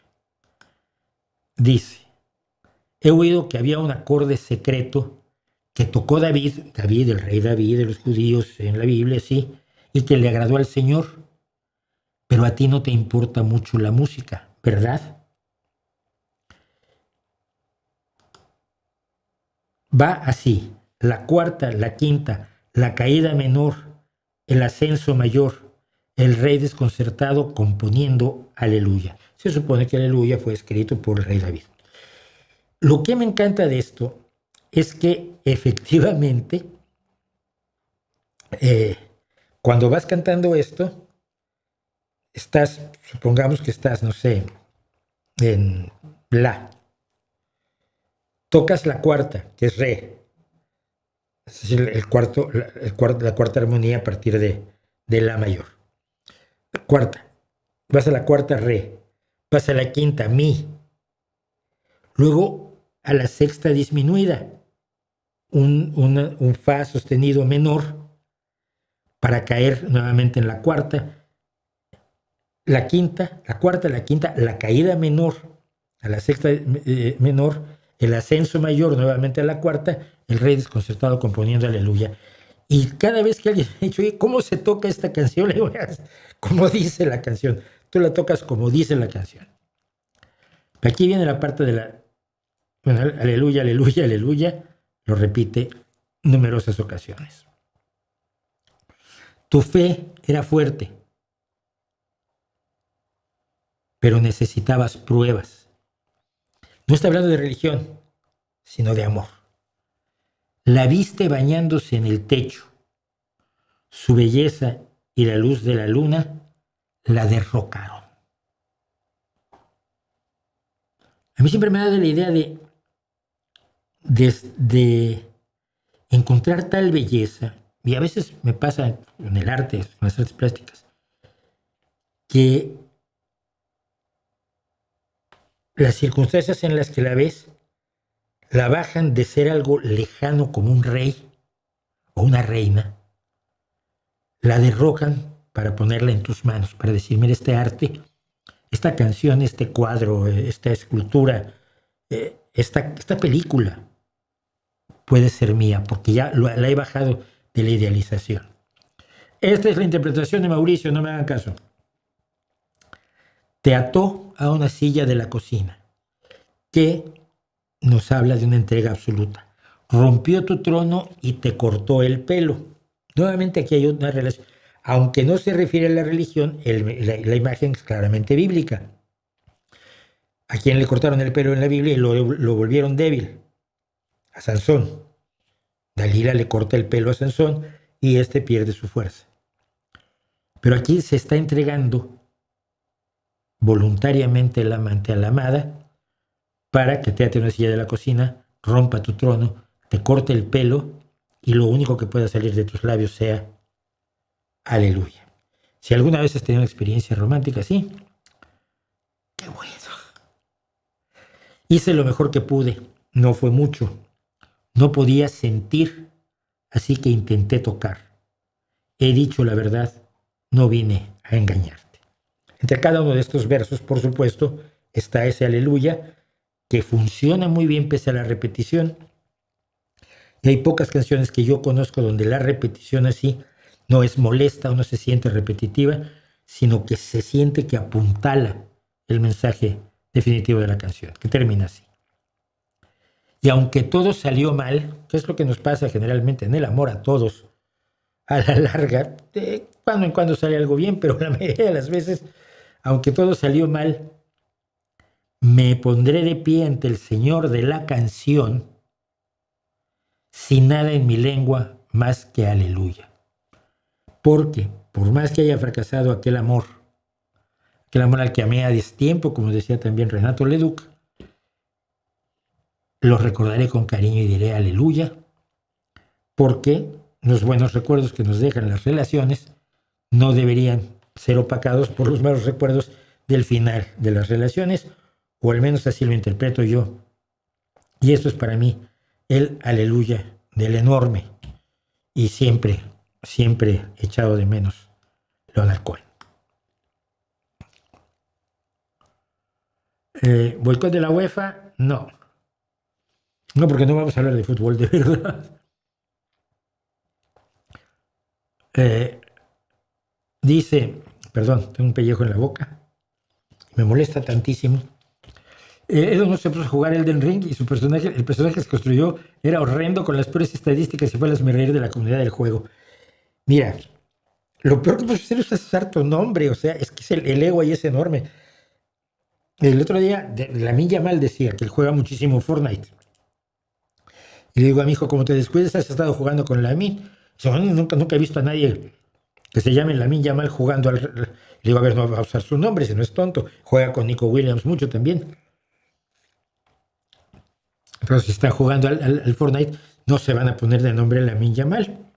Si estás jugando uno de estos juegos donde participa gente de todo el mundo, eso que horroriza a gente como Sheinbaum. Estás participando en un juego de todo el mundo y dices tú que eres alguien cuyo nombre es conocido, chico, eres tonto o tu ego es de un tamaño tremendo. Una vez leí muy interesante que lo de Ruanda fue una guerra proxy entre Francia y Estados Unidos. Es una estupidez gigantesca. Es que de verdad, no importa lo que leas, si quieres saber cómo fue la guerra de Ruanda, ve y lee historia. Ve la Wikipedia, lo cuenta bastante bien. Pero joder, esas cosas siempre de conspiraciones extrañísimas, no. Christopher Nolan es Stanley Kubrick, no. Ya no has puesto el letrero de no me da la vida, no te da la vida ni para eso. No me da ni para eso, güey. Buenos días desde Nicaragua y Héctor Luis y Mega Álvaro. Mauricio Schwartz es filósofo porque dice que todos especulamos y todos somos filósofos. No, el punto es este. Si todos somos filósofos, nadie tiene derecho a llamarse especialmente filósofo y por supuesto la carrera de filosofía es una estupidez. Todos, con alguna pequeña excepción, caminamos. ¿Te imaginas la facultad de caminar? No, ¿verdad? Facultad de sacarse los mocos. No, todos los seres humanos nos sacamos un moco de cuando en cuando. Pues sí, pero eso no nos hace especiales. Como somos animales racionales, o eso nos gusta decirnos a nosotros mismos, todos pensamos, especulamos y urdimos ideas raras, algunas más brillantes que otras. No tiene sentido que haya una facultad para eso. Si los filósofos pensaran mejor que tú, lo habrían demostrado ya, y hasta la fecha no lo han demostrado. Puedes elaborar sobre lo que mencionaste el otro día, que en el fútbol se requiere imaginación. Ay, mi madre, se nos va a hacer tardísimo. Ay, me están diciendo guapo. Ay, VO, seguramente es un señor gordito y bigotón, mal afeitado, que es gay y ya le guste. Bueno, veo 47, todo el amor es bonito. 47-37, no se rape así con ese corte de cabello, se ve muy guapo. Traigo este corte de cabello desde que me corté el pelo. Siempre lo traje hasta aquí, o por lo menos traje coleta larguísima. Y hace unos 20 años dije, ya me cansé de darle, darle mantenimiento a esto. Elaborar sobre el fútbol se requiere imaginación. El fútbol este tipo de deportes, lo digo en el baloncesto, incluso en el voleibol, creo que en el tenis, se requiere imaginación. Tú tienes que plantearte la posibilidad de hacer algo original, porque si siempre haces lo mismo, bueno, tu contendiente la lleva fácil para defenderse, ¿no? Si yo sé que siempre vas a ir por la banda izquierda, buscando poner el centro con la pierna izquierda, tengo ya una ventaja sobre ti para defenderte. Si siempre haces el mismo dribbling, yo sé que lo vas a hacer, lo preveo y por lo tanto te puedo anular. O tengo más probabilidades de anularte. Si tú no sé con qué me vas a salir porque estás imaginando nuevas jugadas, nuevas formas de mover el balón, nuevas maneras generalmente le pasas al medio centro, pero a veces le pasas al medio centro, a veces pasas es un cambio de juego al otro extremo, a veces le regresas para que el lateral derecho vuelva a construir. Si siempre tienes opciones distintas y tienes la imaginación para ver cuál es la mejor en ese momento con la disposición de todos los jugadores, entonces eres impredecible y por lo tanto eres mejor. Si tú eres, y esto lo estoy viendo en el baloncesto ahora, en el baloncesto femenino, si tú eres alguien que siempre que tira se queda esperando a ver cómo le fue su tiro, tú no eres un peligro en el rebote. Si tú eres Larry Bird o ahora Caitlin Clark, que tiras al aro y corres por el rebote, eres un peligro. Si tú tiras o das el pase y tú ya acabaste, si das el pase y te desmarcas para un posible pick and roll, tu peligro aumenta. Si imaginas nuevas formas de hacer las cosas, y esto te lo dice cualquier deportista, haz las cosas de maneras distintas, desarrolla tu juego, no como empezaste a jugar a los 18 años, vas a jugar a los 25 o a los 32. Por eso hay un Messi, que es impredecible, pero que lee el campo, ve a todos los que están a su alrededor y sabe cuál es la mejor manera de hacer las cosas. Y eso es imaginación, no es otra cosa, ¿no? No creo que sea otra cosa. ¿Favorita del maestro Cohen es First We Take Manhattan? Sí. First We Take Manhattan, grandísimo. Laura Rodríguez, muchas gracias. Mónica Ganguren, nunca me acuerdo las preguntas que quiero hacerle a Mauricio, pero dejo mi comentario. Saludos. Vale, muchas gracias. VO 4737, y no como que hombre soy mujer. Bueno, yo decía, por si las dudas. Bueno, vamos a los comentarios que tenemos pendientes. Estos son, va a ser tardísimo. Estos son los comentarios arbitrarios y a veces tremendamente audaces que hacen algunos de ustedes en este canal y que siempre les agradezco.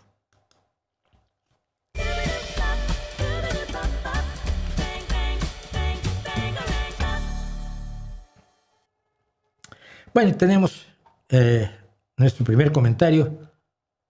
Uy.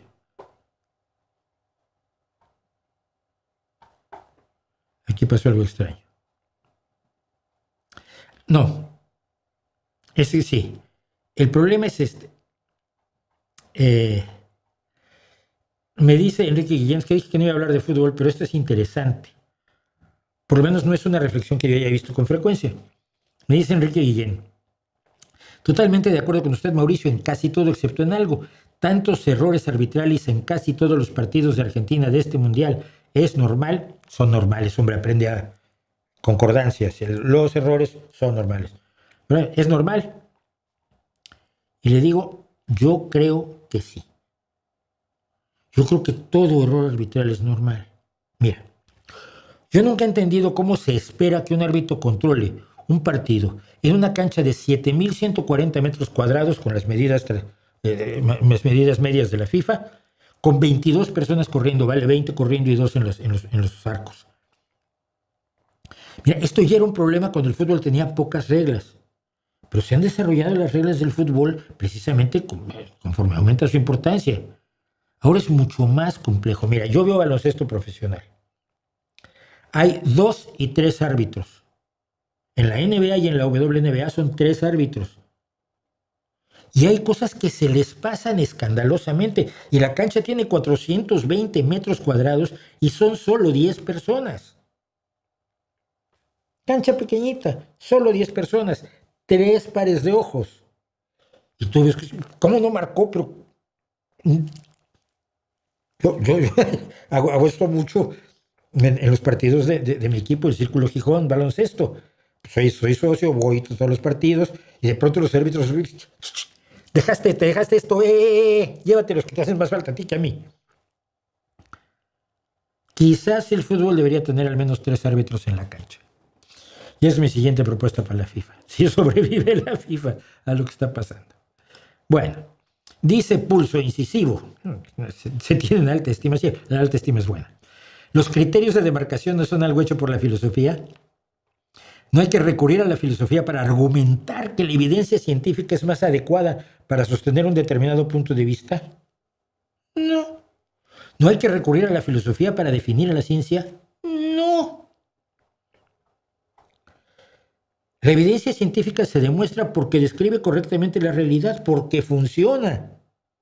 Las ecuaciones de Maxwell, a las que yo acudo constantemente, porque son las que explican en 3 ecuaciones cómo funciona el electromagnetismo, las ecuaciones de Maxwell no necesitan un filósofo para regular el comportamiento de Internet. No necesita que un filósofo diga, ¡ay, sí son válidas! O no. Argumento en contra de las ecuaciones de Maxwell. Funcionan, describen la realidad efectivamente y tienes Internet. Si realmente te han hecho creer que se necesita un argumento para saber que la atracción gravitacional de la Tierra es de 9,81 metros sobre segundo al cuadrado y que sin la filosofía esa atracción desaparece, te han engañado como a un niño. El problema de la demarcación, y esto ya parte de la respuesta que yo di, el problema de la demarcación preocupaba a los filósofos, a los científicos no.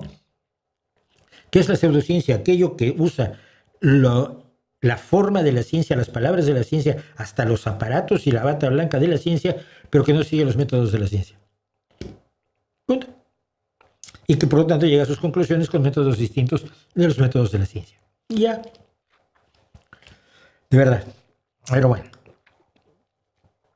Tarnished, 432, mira, tiene el autoestima del otro lado. Pues imagino que los científicos sin ética ni moral nos servirán de mucho. O sea, really. ¿Tú crees que la ética científica la diseñan los filósofos? ¡Juá! ¿Tú crees?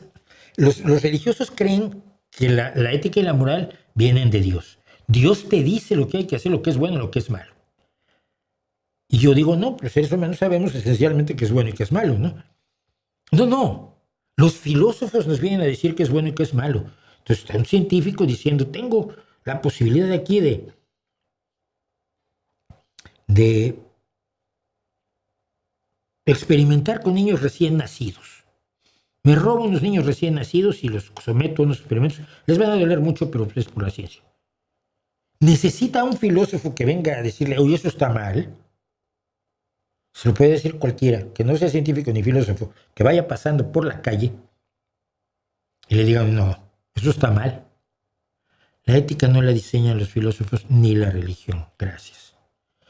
Y para terminar con el tema de estos pobre gente, se llama positivismo, por cierto. Quería yo ver una cosa antes. Permítanme un segundo.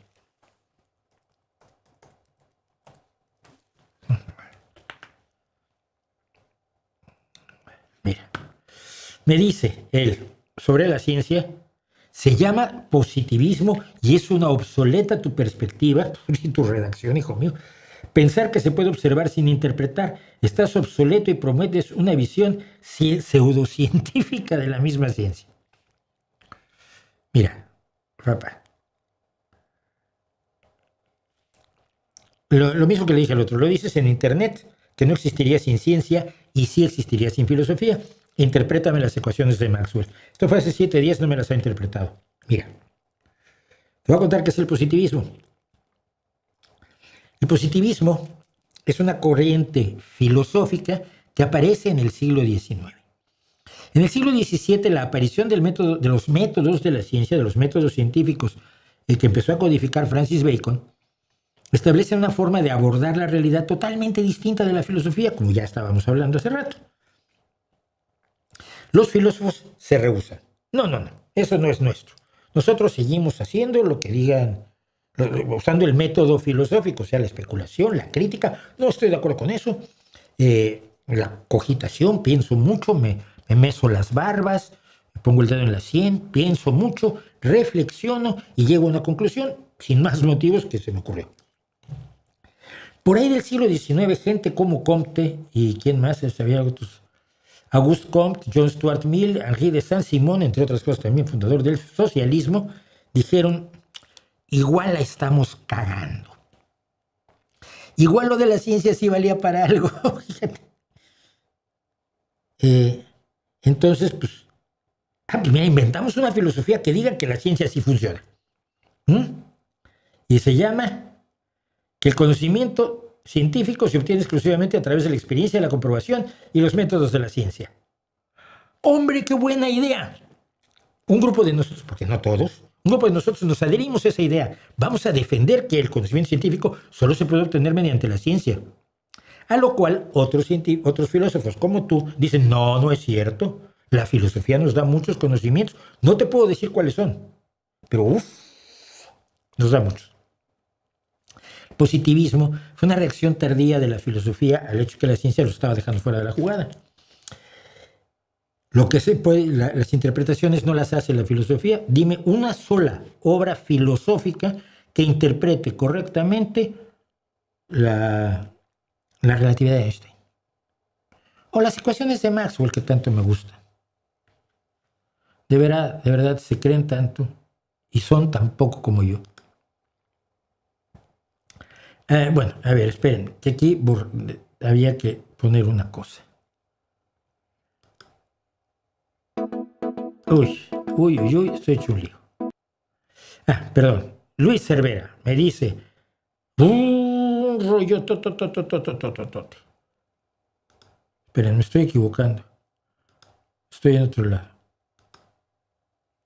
No, sí está equivocado. Floralba Sanabria 6968 dice, yo era creyente pero me liberé de esas ataduras. Ser ateo es difícil pero es razonable. Gracias a don Mauricio, puedes quitarme el don, soy Mauricio para todos y me hablan de tú y ya. Entiendo mejor cómo hay que dejar de justificar cosas ilógicas y razonables y por las cuales han asesinado, apedreado y demás a los que no creen. Me asusta mucho la serie El cuento de la criada. A esos extremos llegaremos a manos de la gente que no quiere pensar. Mi comentario fue un me gusta que ustedes pueden ver ahí abajo con mi carita y un corazoncito. Tengo nada más que decir. Si puedo ayudar a que la gente piense y sea más libre, a ver, ¿qué más puedo pedir en la vida? Bueno, y ahora sí. Luis Cervera 6199 me suelta este rollote. Pero bueno, lo reduzcámoslo a lo esencial. Dice, tanto Pablo como Jesús jamás tuvieron la idea de crear una nueva religión. Lo sabe él porque está en contacto telepático o telepatético con Jesús y con Pablo de Tarso. Existen cartas firmadas a nombre de Pablo de Tarso, escritas ya con el cristianismo encima. Miren, es un error que muchísima gente comete. La gente cree que los evangelios se escribieron entre el año 60 y 80 después de la muerte de Cristo, o de la era común. Y ahí están, ¿no? Allí se escribieron y se hizo la edición y están. Y lo que tú ves hoy es igualito a lo que se escribió en griego hace 2000 años. ¿No? Todos los manuscritos originales de los evangelios, de las cartas de Pablo, de todo el Antiguo Testamento, de los Hechos de los Apóstoles, del Apocalipsis de San Juan, no existen en original. De todas las cartas de Pablo, el primer escrito hallado es el papiro 46, Es un fragmento de la carta, si no lo recuerdo, a los tesalonicenses, y es del año 200. Es decir, entonces Pablo ya estaba bastante muerto como para afirmar nada.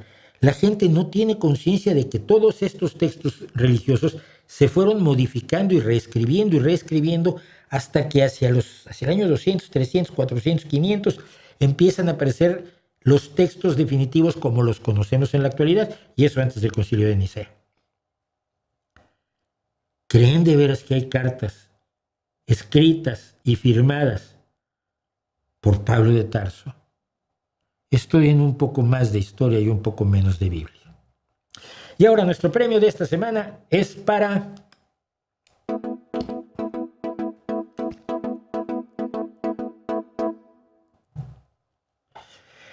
Toxic Karma. Curioso nombre.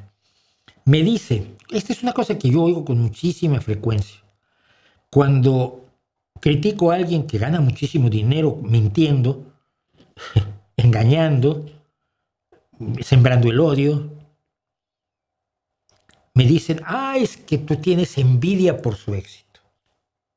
Cosa que la verdad no, o sea, envidio a quien gana su dinero honradamente, quizás yo diría, me gustaría ganarlo, o envidio a quien tiene más posibilidades de viajar que yo, de ir a otros museos o no sé, pero todo depende de dónde viene. Y hace muchos años generé este lema que recupero para responderle a Toxic Karma.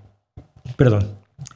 No envidio la fortuna del ladrón, el orgasmo del violador, ni el poder del usurpador.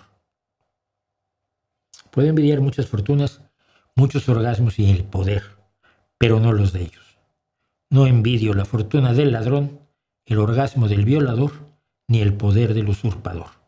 Y no me parece que sea tan difícil, ni tan complicado, ni tan extraño, ni tan desusado. Yesamín Pacheco, 3056, me dice, yo solamente tengo la duda de por qué, y esto es lo único que voy a hacer de fútbol, pero es que es importante porque dentro de 4 años esto se va a estar repitiendo.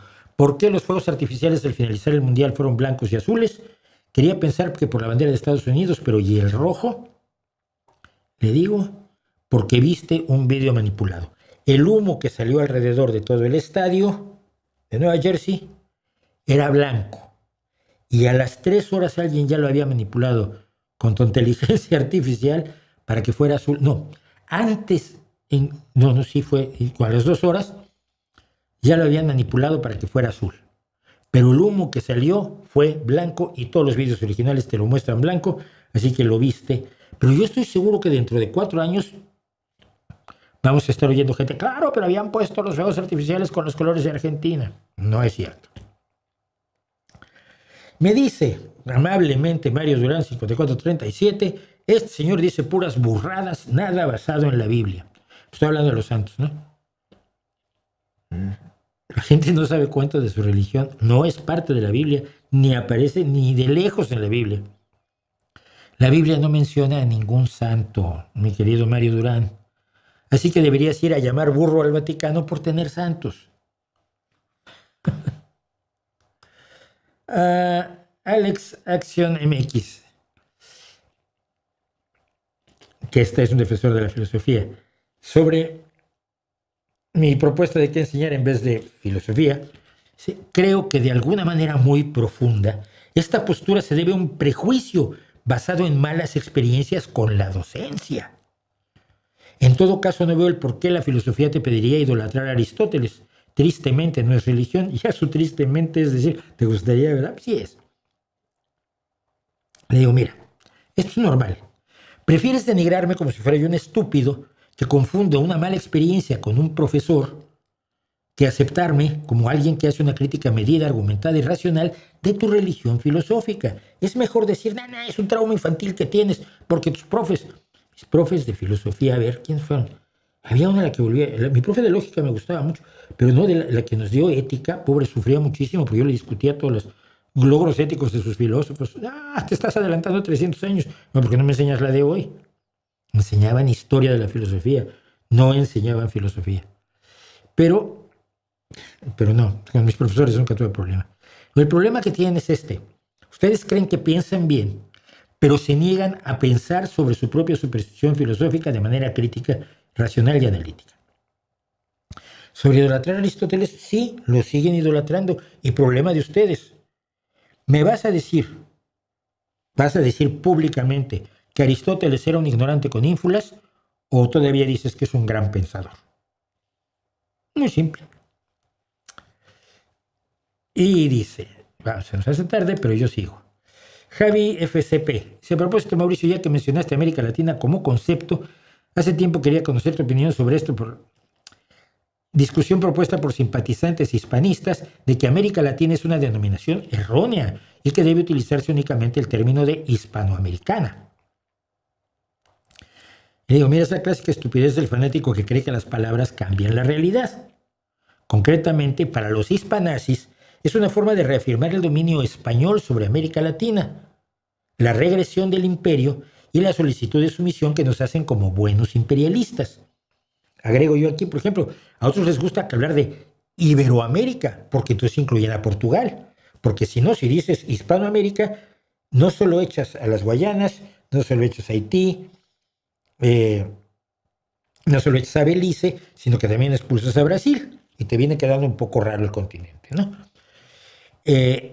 Pero si dices Iberoamérica, pues ya recuperas por lo menos a Brasil, que pues es grandote. Mira, no le llames España a España, porque España es tierra de conejos y yo desde que estoy aquí no vi ni uno.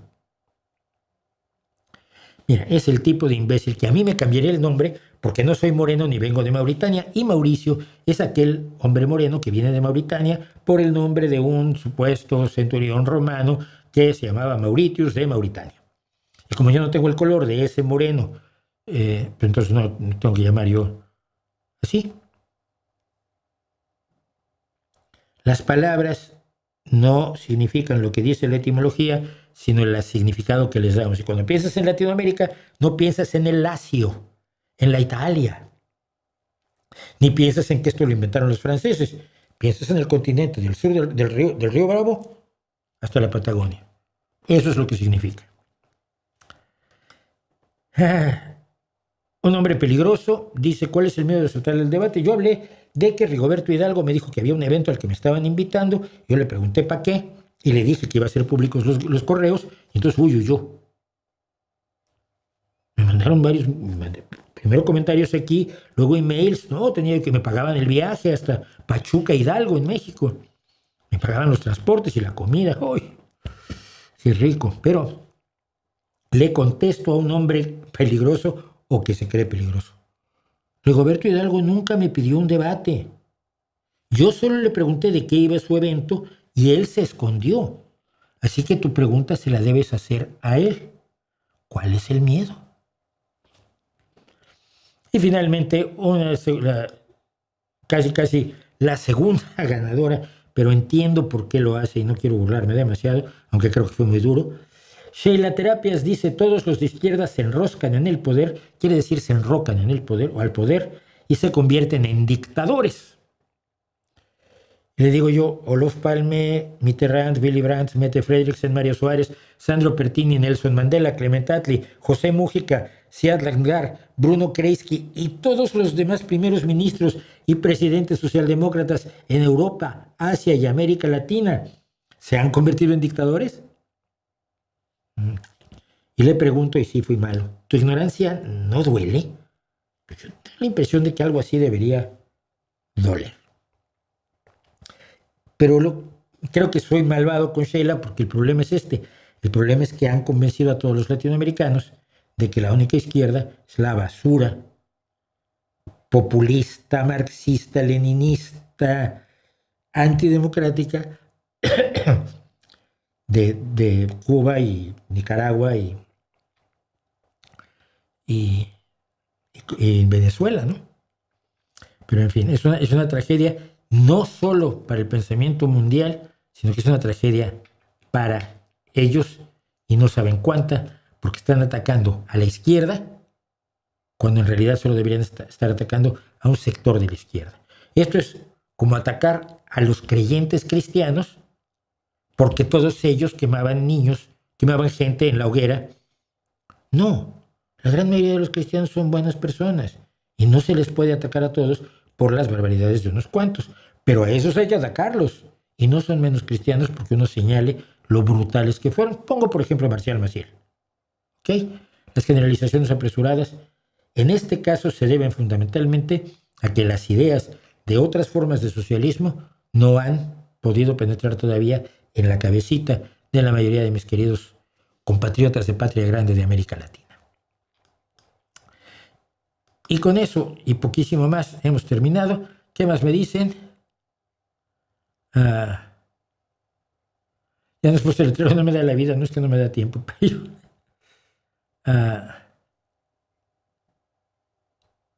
efectos de la implantación de iglesias evangélicas en Centroamérica por parte de Estados Unidos. Yo no creo que sea por parte de Estados Unidos, es el expansionismo de las iglesias. ¿Por qué le atribuyen eso al gobierno de los Estados Unidos? Es absurdo. No lo hizo el gobierno de Estados Unidos, no es una decisión del gobierno de Estados Unidos. Es una decisión del expansionismo evangélico de denominaciones religiosas protestantes que consideran que tienen que dar la vena nueva y conseguir adeptos. Y eso no lo ha hecho el gobierno estadounidense. Cuidado. Los efectos hay muchos, creo que necesitas sociólogos serios que te lo expliquen, yo no tengo idea. ¿Te gusta el ajedrez? Yo soy muy malo, yo soy peor que tú. Me gusta, pero soy malísimo. Y soy malísimo, yo he jugado contra maestros como Enrique Abulí, el creador ay Dios mío, ¿cómo se llamaba? Es un creador de personaje de cómic muy famoso aquí en España, ahora se me olvidó.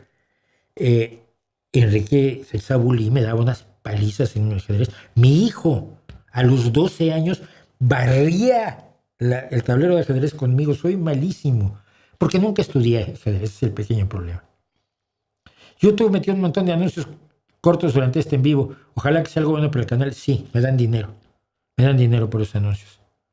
Gracias el superchat a Panda Enojado. P. Soy católico, pero siempre me gusta escuchar puntos de vista distintos porque enriquece la sabiduría de que Dios nos dio. Dios no te dio nada, fue la evolución.